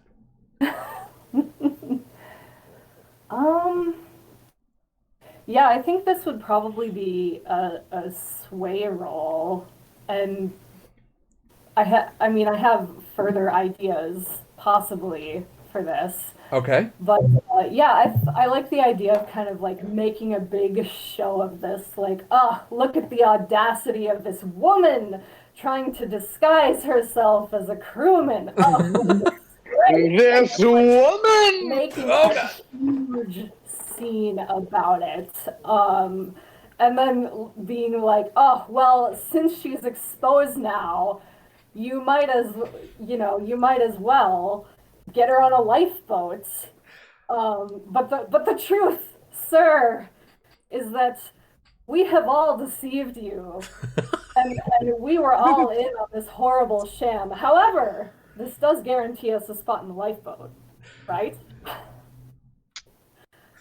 So you're telling me you're all also they're a murderer in disguise? Is that what I'm hearing? That's right, sir. Not a bit what you're hearing. It's true. We are all women in disguise. I am not wearing one, clearly. Okay, so I'm going to allow, because it was I'm going to allow Emerson to help with this one, which means you get an additional +1. However, I will warn you all, you are in some dire straits here, okay? They've got this pretty hard and fast rule. Some of you, I mean, we've made a bit of a show of how poorly, how very masculine Eddie is. And so, let us find out how this goes. So you're going to get a +1, which brings you, what's your total then for one of the boys to roll? Please. So I've got just a 1 Okay. each way. So if somebody would like to assist me, I guess that would make it 2. Yep, indeed. And you can push yourself if you've got 2 stress to burn on it. How many stress total do we get? You get 1 die per 2 stress. Okay. So I think I'm only at I've only taken 1 stress. Oh, this might be a perfect moment for it then. Now, before you fully decide on it, I do want to be very clear. This is a tough putt you've got here. This is definitely going to be a desperate position, and I would say, I mean, Got it. I'm going to have to go with limited effect. Like, your best possible outcome here is like maybe Eddie ends up on possibly a subsequent boat. It's dangerous territory. There's very limited room at this point. So that is your situation. You can choose if you want to add a 3rd dice on there for 2 stress.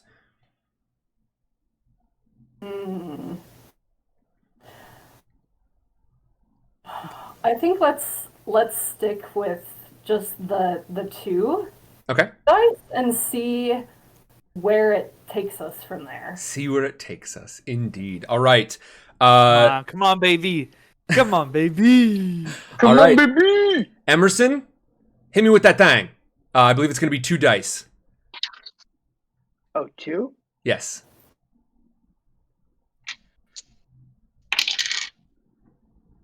Four. All right. So at a 4, that is that's a mid-tier, and in a desperate position, you do it, but there's a consequence. You suffer severe harm, a serious complication occurs, you have reduced effect. I mean, we said limited effect already. It's pretty clear. Here's what I think happens. I think you are able to get yourself aboard. No, sorry. You are able to get Marty and Alondra aboard. You can sort of like get them into the line. The 2 of you who are like, one of you who like just reads so overtly man.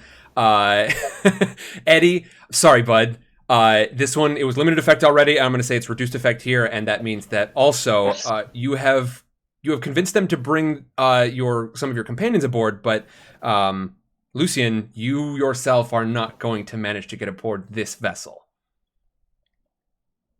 Can I fight that? You can use a resistance roll.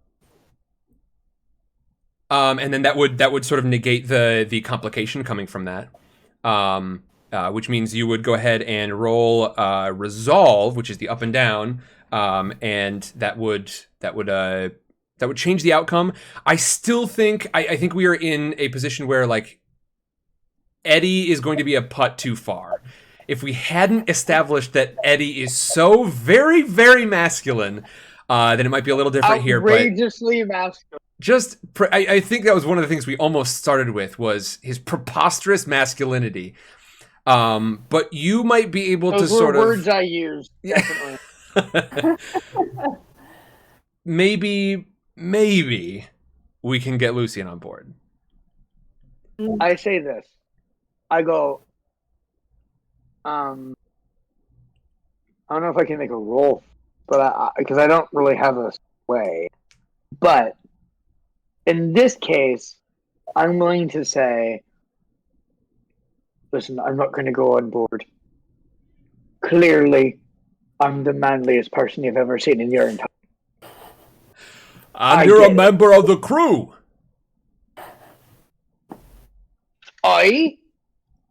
But they aren't. And they need to get on. Don't you worry about me. You'll figure this out. I'll find a way to you. And if I can, like, command... Oh, this is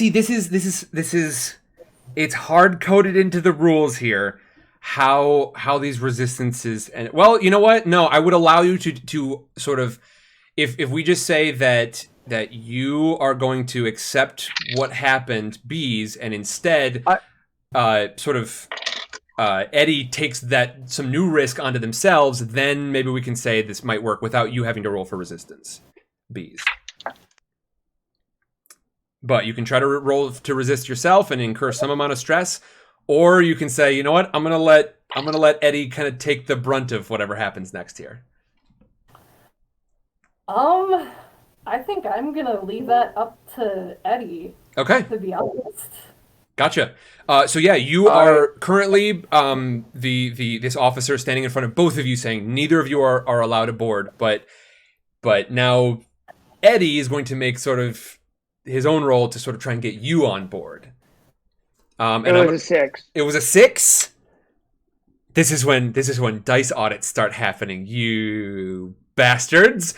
We will find out, won't we? Okay, so on a 6, so first of all, this was going to continue to be a desperate position, but I was going to say standard effect because if I remember correctly, Lucian, you're fairly old looking. Is that correct, or was I mistaken about that? Like sort of middle-age-ish. Middle-age, okay. Yeah. I think it is the sort of self-sacrificing nature, and the fact that this end of the boat is fairly orderly thus far. They're able to get sort of a good number of people on these individual ships or on these individual boats. On a 6, you're still in desperate position, but you managed to get the darn thing done. Eddie, yeah. Okay, so here's the deal. Lucian, you are sort of like, you're gestured forward very reluctantly by Officer Murdoch, but you and Marty and Alondra are now on one side of Officer Murdoch, and Eddie is on the other. What happens in this moment here?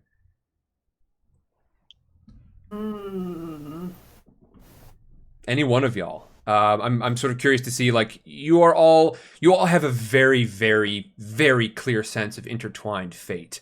Once again, it's a sensation I can only describe as like the sort of like remembering like having a dream and then forgetting it, and then having the things in the dream happen in later that day or in a week, and you recognize, oh, Jesus, I had like a premonition about this almost. That's the sensation you all have of intertwined fate. Do I have more, like, did I use up my demolition supplies? I think yes. Okay. I think so. We'll call it a fortune roll, which is something that can happen in this game. Basically, we just take a number of dice equal to certain circumstances. I would say I'm going to give you just one is the blank fortune dice. What's up? I am going to take out a pistol. Oh. Whoa. And I point it straight at this officer's head. He comes on the boat. Move aside.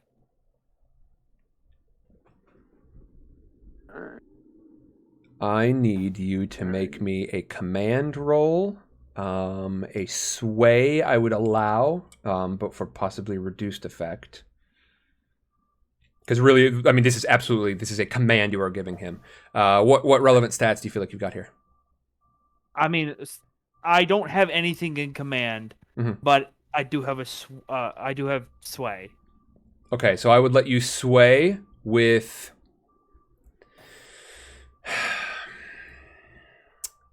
Okay, I would let you sway. Actually, you know what? I think, God, I don't know what to do with this. So I would let you sway with limited effect. which means that you may be able to sort of get Murdoch out of the way, but this is not something that's like sanctioned. You are pretty much sort of taking over this ship. Or I would like command, in which case he just sort of like recognizes you as an authority in some way, and actually formally allows it, and that would be standard effect. You are in a desperate position either way, because you just pulled a gun on an officer.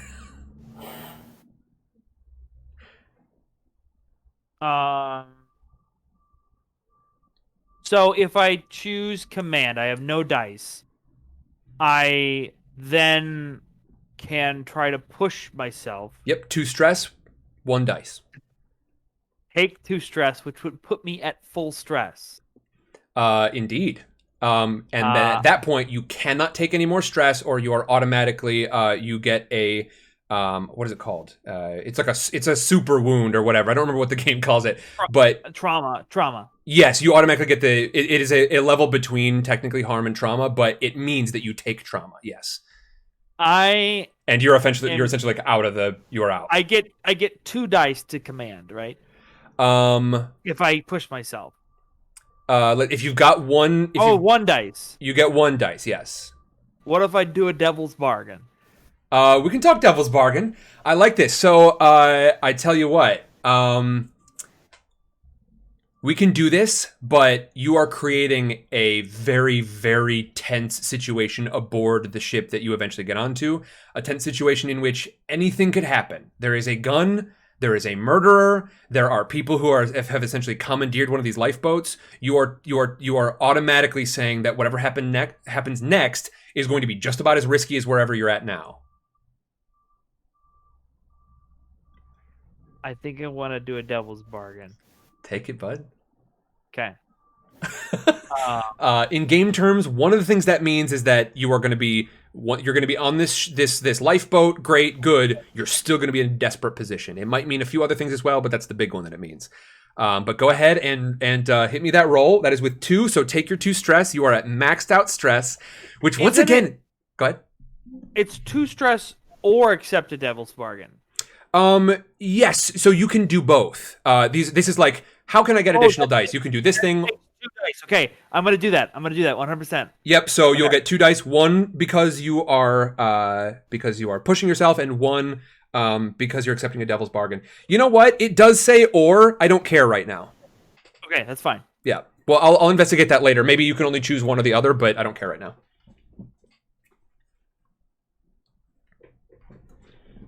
Three. You got 3? Mm-hmm. You can't resist, otherwise you're hosed. Well, you could roll a 6. Here's the deal. This is not like an offer. This is just simply the game as it works. You could choose to resist this, which means you succeed. But if you roll anything except for a 6, you are officially you have taken trauma. You are the equivalent of mortally wounded, and there's no coming back from that this session. I'm gonna do it. Okay. All right. Go, folks. Go ahead. Hit me with, folks. so this is resistance with resolve. Everyone, this is the big one. Alondra has officially. You have. This is the worst outcome. Now here's. Oh shoot. Okay. So that's a 3. That is a massive failure, which means that you are going to take some risk. But all you're going to be able to do by resisting is to eliminate the consequences. It still doesn't mean that you've succeeded, unfortunately. Okay, so I haven't succeeded. True. Now it's a matter of, are you going to take the consequences or not? The possible options are you suffer severe harm, a serious complication occurs, you lose this opportunity for action.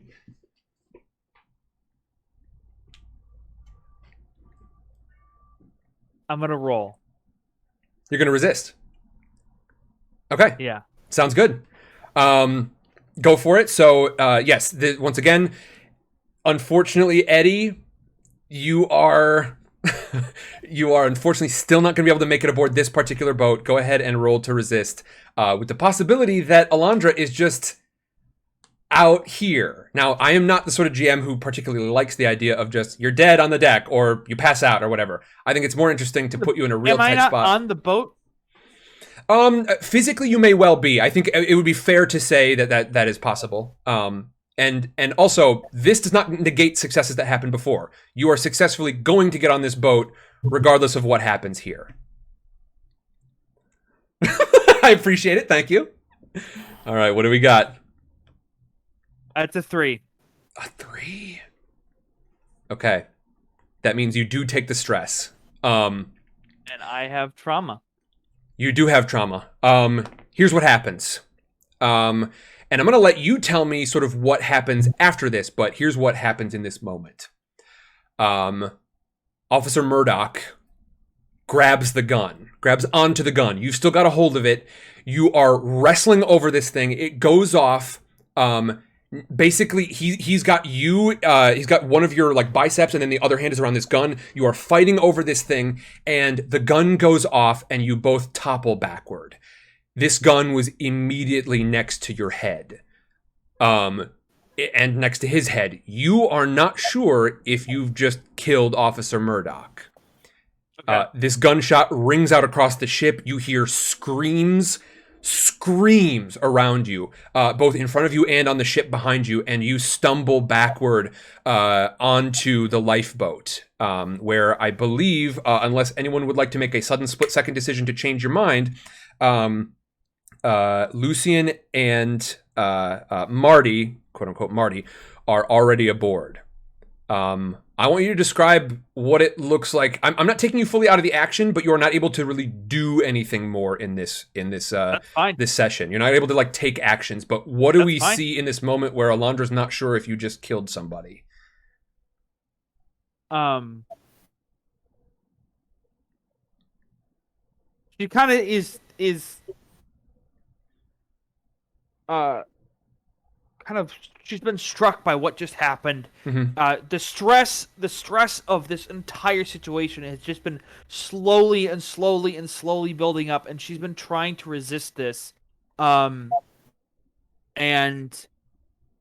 I totally forgot about the rest of my drugs, but that's okay. But the stress of this situation just like built up, and now like as she falls back, she kind of hits her head a little bit, and she is just like shaking and trembling all over as this situation just went totally to the shits. Dogs. Yep. And what's up? I have a question. I'm going to give you two options. I want to know which one of these you think is more interesting. You spin around dazed. You just hit your head and you're like slowly coming back up. You look in your hand and you've still got the gun there. There are passengers around you, mostly women, children, and elderly. And they are looking at you, but a couple of folks lunge forward and start to fight for the gun. Now, the boat is already being lowered away, and you see Eddie's face sort of like disappear over the edge of the deck above you as you are lowered down into the water. You aren't sure who has got like hands on you, who is fighting over this thing. You're getting everything in sort of like weird 90s strobe effect. Sure. And in the game, what happens when you take a trauma is that you sort of disappear for the rest of the session to reappear potentially sometime later with a trauma that you can't get rid of. Sure. I think either you are totally mobbed by the crew member, the other passengers aboard this lifeboat, or does Alondra end up in the water? This one's up to you.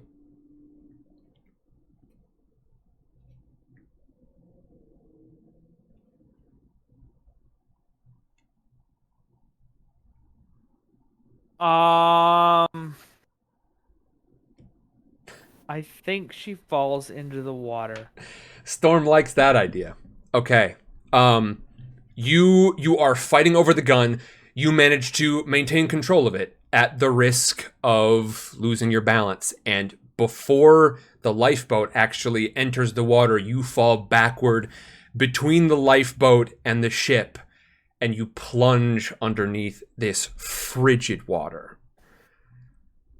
I think we're going to revisit you before this session is over, but Alondra has suffered basically the fate that befalls a character when they reach the very end of their rope in a game of Blades in the Dark. I want to bounce back above onto the deck. Eddie, you have just watched this terrible thing take place. Officer Murdoch is lying on the deck right now. You saw the gun get very near his head and then go off. You don't know what happened to him. You watched as the passengers aboard this lifeboat fought Alondra for the gun, and then Alondra topples backward into the water down below.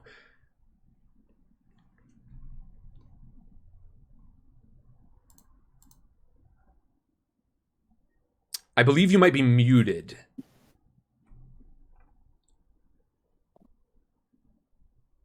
Yes. There we go. Okay. Yes. That was correct. I was.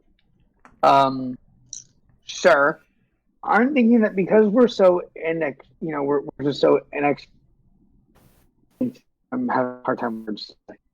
That's all right. I feel this strange urge that I wouldn't just go try to survive. So it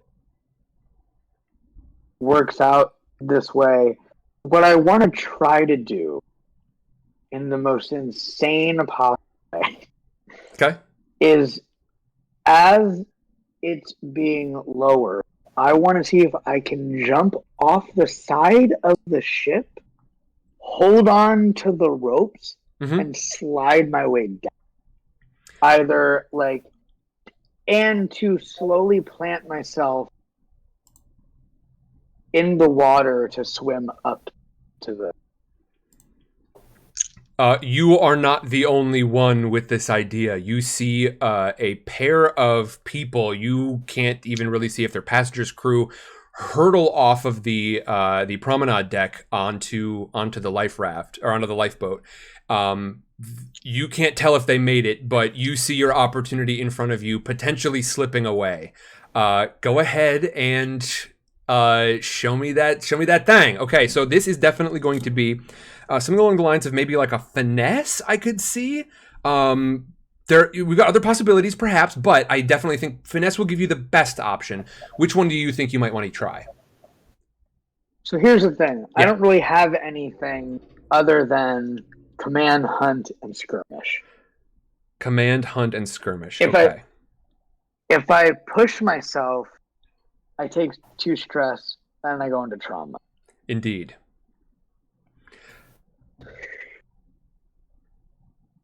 I think then that we may be in tough territory here. I think the Is there a way for me to assist him? You're so down on the boat. I don't know how you help me. As a kind of as a goalie. Okay, I will allow this. I'm going to allow that.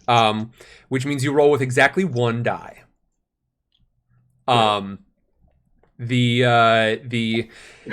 This is absolutely a desperate situation. This is going to be limited effect, which means that once you get down there, you still might only be sort of half on. But this is the sort of thing where I think, do you want to describe like what you want to do to try and help out, Lucian? Is it just like sort of catch him once he hits the water kind of thing? Like maybe not necessarily to land him in the boat, but... Right, like basically shout to him that I see him and that he's got a hand once he gets down here. Sure. So just like, holding it overboard so that when you do land, maybe inevitably in the water, then you at least know you've got a way to get on board the thing. So, okay, you know what? No, this is standard effect, not limited effect. You got standard effect here. But it is a desperate position for sure. 1 dice. 1 die. You got 1 die and it's not even yours. It's from help. All right, let's see it. Let's see it. Oh my good God. Oh. Okay, fortunately there are no crit fails in this game, but that certainly does not do you any favors. It is, quote, the worst outcome. You suffer severe harm, a serious complication occurs. That sounds like a crit fail. You lose the opportunity for action. I mean, it definitely does. Only because you were rolling in a desperate situation. You've already taken one severe harm, haven't you? Oh boy! Oh boy! Oh boy! Oh boy! Oh boy! Oh boy! Oh boy! You know what? Goodbye, dear friends. You get. Hey, Eddie. You get really hurt, my guy. Yeah, I flung myself off the Titanic. You get really hurt, my guy. You unfortunately don't hit the water. You hit the lifeboat on your way down. Oof. And much like Alondra, I think you have. I mean, it is the worst outcome. There is no possibility for you. I mean, you said you can't even resist it, right? You're maxed out on stress. No. Yeah. You have 0 stress available. Well, here's the thing. No, I have 2 stress available. Okay, that gives you a little wiggle room. This seems like the moment, because otherwise you are going to take a severe harm. It is the thing that absolutely makes the most sense right here. You're going to take a severe harm, and because you've already got the severe harm box filled in, that means you would have to bump up to the next level. There is no next level, and that means that you take a trauma. Death. This is exactly the moment to try and resist. So this is going to be resist so I'm gonna try. with prowess. So just 1 die? It's as many die as you have in that column for prowess. So if you've got 1 in finesse, 1 in prowl, 1 in skirmish, 1 in wreck, you get 4 dice. If you've got like, it's that leftmost column. So just take your very first die. Just 1? I got 1. All right. 6. You got a 6? Yeah. Hey, bud, you take no stress. And not only that, but in resisting this, you have succeeded in shucking off of the consequences. This does not mean you succeed. You're going to end up in the water for sure, but you are still conscious. You've still got your 2 stress that you came into this with. How does Eddie go from like such a desperate position? You have taken some stress. You are injured. How do you go from that to like you did collide with this thing? How did you not die on your way down? Oh, I'm so buff. There we go. Okay. Massive muscles saved me. I am so massive that like I mean it's just that boat had nothing on it. The boat's damaged, not I. Okay. You know what? I am okay with that. Here's what goes down. There is an almighty terrible noise. You hear a creak, you hear screams as the Titanic is cleft in twain. The bow of the ship plunges down in below the surface and creates a suction that draws people in from up above, down below. You are watching as the aft of the ship, the rear end that you're currently on, sort of rights itself. But in doing so, one of the smokestacks falls onto the gymnasium and crushes it and passengers underneath it. As this all happens, you make your leap from the ship. And as you sail down, Lucian has got an arm out ready for you, but you miss it. In spite of that, you manage to catch your shoulder into the edge of the ship, into the railing. You crush the railing of this lifeboat and plunge down into the water below, but you are still conscious. You are still, you're still sort of mentally there. You're still mentally present. Lucian, what do you do in all this? The Titanic is crushing in on itself. What do you do? Oh gosh. It's just, right now, it is just you, a bunch of pissed off passengers. Unfortunately, you were going to suffer the brunt of the devil's bargain that Alondra made. A bunch of pissed off passengers, you and this person who's going by Marty, but you do have the briefcase. Gotcha.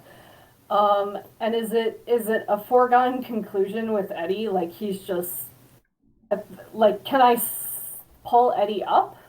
You can try to find him in the midst of all the debris and the wreckage. You can give it a shot. Okay. Go ahead and let's see. Just to sort of get an eye on him, you're probably going to need something like survey, I think. Well, I don't have survey. If you got something else, we might be able to talk about maybe a limited effect. But let me see. I can't think of anything specifically. Finesse probably wouldn't help me, huh? Or sway? Finesse, I would say, if you're going to try and actually go out and find him somewhere out in the water, then finesse would definitely be helpful. Sway, I mean, I would let you use very limited effect there and just use that as like calling out and trying to direct him toward the boat rather than you trying to actually locate him. Okay. Yeah, I mean, I feel obligated to try. I mean, this poor man has been to hell for all of us. It's been a bit. Yeah, go ahead and hit me with that. Hit with that sway roll. Let's see. That is going to be 1 for sway, correct? Or do you have another point there now? Yep. 1. Yeah. Okay. Sway. And then I don't think there's anybody in a position to really give you much help here. Go ahead and Austin, you want to hit me with this 1d6? Absolutely. So this is going to be a limited effect, and your position is, I think, just risky, just middle of the road. That's a 5. A 5. Okay. Not bad at all. So you do it, but there's a consequence. You suffer harm, a complication occurs, you have reduced effect, you end up in a desperate position. So here's where we're at. First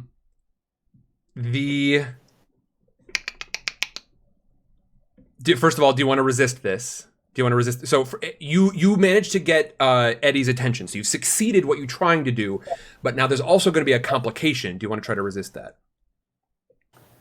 Yeah, let's try to resist that. All right, go ahead and give me a resistance roll with resolve, please. What number of dice are we rolling for you? 1. 1. Okay, for sway. Sorry, you've got 1 in sway and then nothing in attune, command, or consort.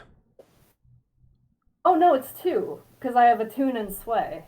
Excellent. Yep. Right? Okay. So yes, 2d6, please, from Emerson. 2d6 from me. 2d6.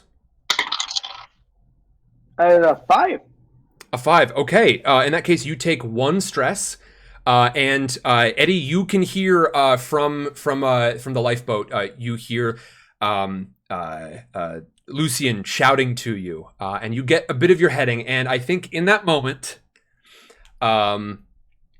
that is when you take your complication, which is to say, Marty has been watching all of this, and you are distracted, Lucian. You have got the briefcase in hand, and you suddenly feel it being tugged away from you.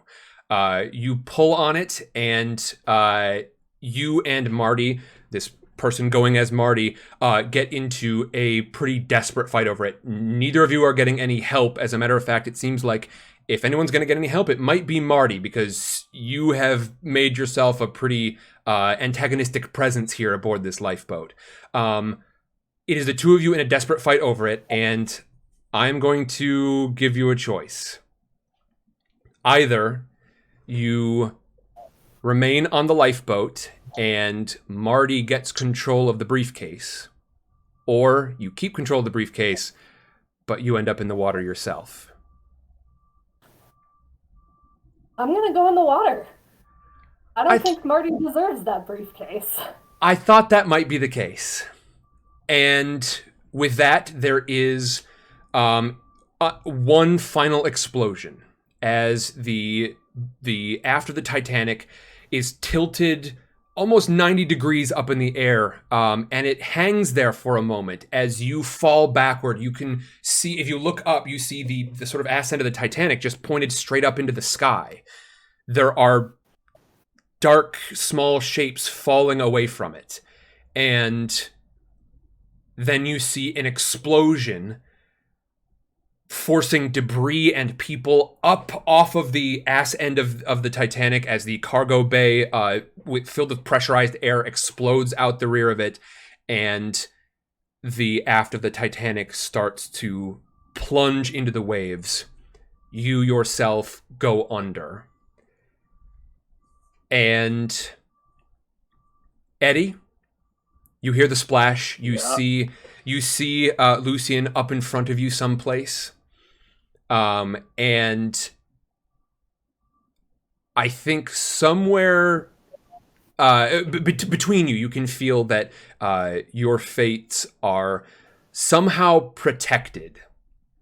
You feel that whatever called you here to this place, whatever gave you that desperate sense of needing to accomplish this strange thing, waking up even almost in bodies that don't feel like your own,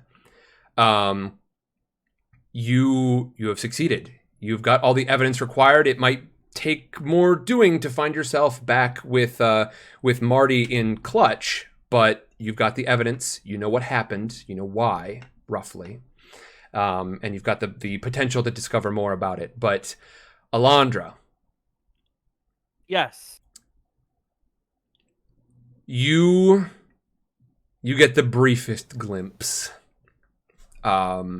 You hear this sort of like concussive sound of the cargo bays exploding in the Titanic, and as you look up, this thing rushes down beside you and then drags you down below in the current of its sort of downdraft. I don't remember the proper term, but it creates sort of a whirlpool underneath it as it sinks down below. You are caught up in that, and you plunge down, and you are concussed once again by the implosion of the bow taking on water all of a sudden. It just gives way. You look down below, you can see faint light. You see many floating bodies and floating debris. And it gets very fuzzy. Very fuzzy. It gets fuzzy. Okay. It gets quiet. You look up and maybe you can see someone dressed in orange with a briefcase somewhere high above you. And someone very handsome and masculine along with them. You start to go dark, and then you feel more at peace. The pain of holding your breath goes away. Your breathing gets easier. You start to see a bright light, and this bright light resolves itself into a flashlight. And you feel yourself take in a lot of air all of a sudden.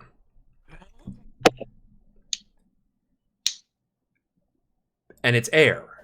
You're surrounded by water, but when you look around, the water is clear and clean, and it's bright. It's almost a bright blue, like you're suddenly in daytime.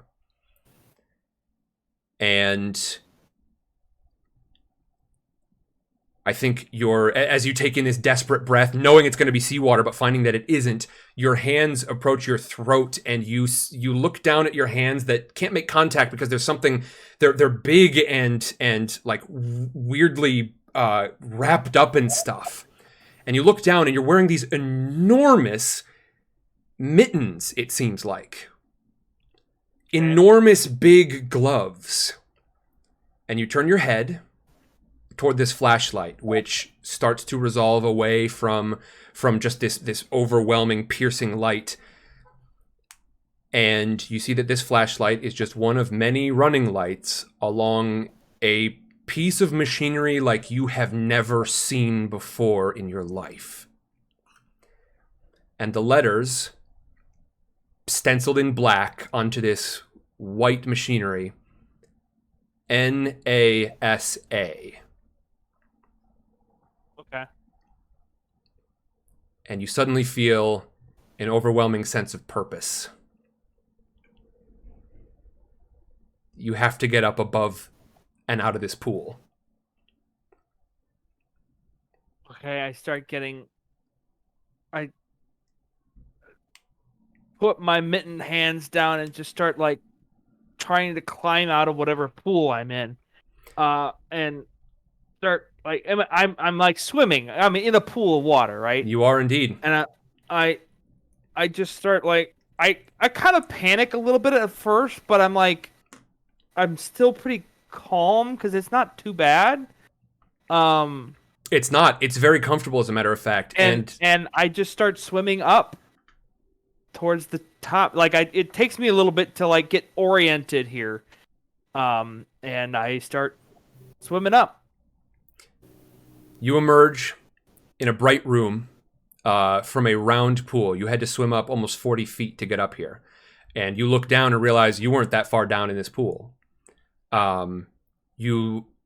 You crest the surface of the water, and you look over at the edge and you see two people who are currently stripping off their spacesuits, which they are also wearing. And you look down and you realize that's what you're in.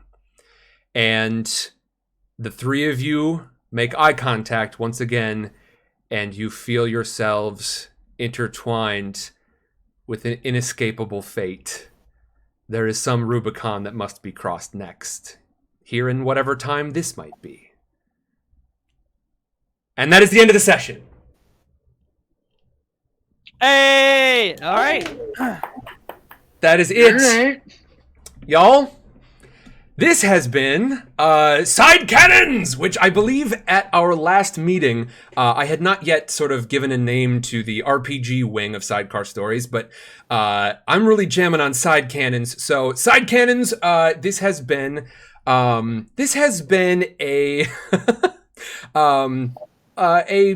a murder mystery aboard the Titanic, but potentially setting up for something else I would like to accomplish at some time in the future. Now, I do suffer from the terrible syndrome of trying to put a ton on my plate and then eat it all at once, in spite of the fact that I know I can't. So, what is going to become of this? I can't tell you right now. All I can tell you is that I've had plans for something like this for some time. I don't know when these plans are going to come to fruition, but I hope that you have all enjoyed this. Orly Rose, Storm, Sander, Dahlia, y'all, I'm glad you're here. I'm glad you could catch it. And I certainly plan, I have certainly got more material toward this thing. This has not simply been a one-shot, but potentially a setup for an extended campaign if people are available, if I've got time to actually run the thing, etc. But this is something that I would love to do again in the future. Hey, y'all, thank you a ton. I did my whole spiel thing. What did you think of Blades in the Dark just in general? How did you like the system? That's really interesting. It's interesting. I think I definitely felt very low powered, but that's because we are very low power right now. So I actually really, it's a really interesting. And you know, we've played this once before together, but I played with a pre-generated character, and now I went through the character building process, and I actually really like the options that you are given. And I also really like the dice system on what you need to roll, and there's not a lot of, like you said, there's not a lot of math involved. I like that simplicity of it. I think the only thing about it is like I just feel super underpowered right now, but that's because we are super underpowered. There's also some balance stuff on my end. That this is the second time I've ever run this game. I ran one shot and then this, and I would definitely in the future I would be more careful, a little bit more generous, frankly, because y'all were, I mean, really like underpowered, and it's a little bit whiplashy because you can go from like I've got plenty of stress available to holy crap, I just used up all of my stress and I'm super injured. Well, and that's what I realized, like, stress can accrue really quickly. Yeah. And even, you know, thanks to my, like, bullshit drug that I took that allowed me to de-stress, you know, that even gave us a little wiggle room, but I like it. I really do. I would definitely play more of this. Yeah. Excellent. That is my hope.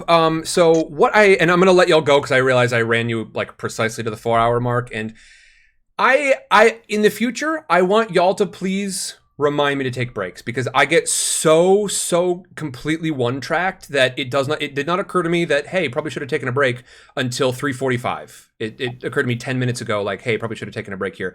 And so I'm gonna have to apologize, and like I really would like y'all to like help me to enforce on all of us a break next time.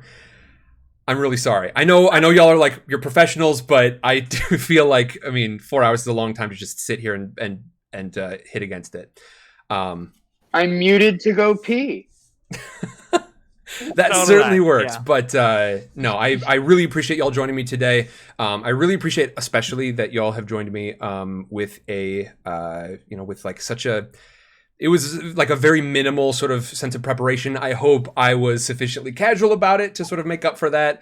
Not trying to like make y'all show up with these incredibly detailed backstories or anything. But I had a really good time. These sort of like Chrono Jump episodes I could see doing more of, and then in the future I'm of course going to be, our next priority is really the Recitus campaign. So I think that one will probably find us in Dungeon World or potentially D&D as well, as opposed to Blades in the Dark, but that will depend on stuff in the future. And I would love to see you all there. But with that, I'm probably going to stick around and talk for a little bit, but I release you all into the world. I would love to hear from all of you. I gotta go to work. Indeed.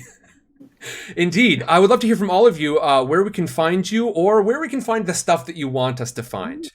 Things like potentially, I don't know, book covers or video games that you might want us to check out, even though I know you can't talk about that one quite yet. Bees, I would love to hear from you first. Sure. So, what do you want people to find? When we were working on the after, I said, maybe in the near future, I'll have a website. Well, I do have a website now. Hey! Woo-hoo! So that is Graphite Punch Designs. Okay. All together. You can find my portfolio there as well as a store where I sell jewelry and prints and stickers and all manner of other things. You can find all my work there. And is it safe to assume that is all spelled as it would typically be spelled and .com? Yep. Fantastic. And I can send you the actual link to be posted somewhere if you want to. Absolutely. I do definitely. All right, fantastic. Thank you very much. Bees, thank you a ton. Welcome back to Sidecar Stories. It's been a long time, and next time I am swearing to you right now, it will be sort of it'll be a more organized affair rather than, hey, I'm trying to do a million things this week. Let me just add one more real quick. I know that feeling. So, yes, let's do this again soonish, and it'll be great. Fantastic. GraphitePunchDesigns.com. Get over there, you goons. Emerson, don't tell us the big thing, but tell us something. I got nothing currently. Fair enough. But if you want to follow me on Instagram, it's at EJBoat. Indeed. I'll be posting more stuff when I get more things. Performances and stuff. You can find me around town if you're... Yeah. Wunderbar. That's all I got. Fantastic. Emerson, thank you very much for joining us. I hope I will see you again in the future as well. You're welcome. And, you will. And Austin, do you want people to find you right now? Or are you like, you know what? I mean, I'll be here when I'm here. I have an Instagram and I have a Twitch channels, but I don't do much currently.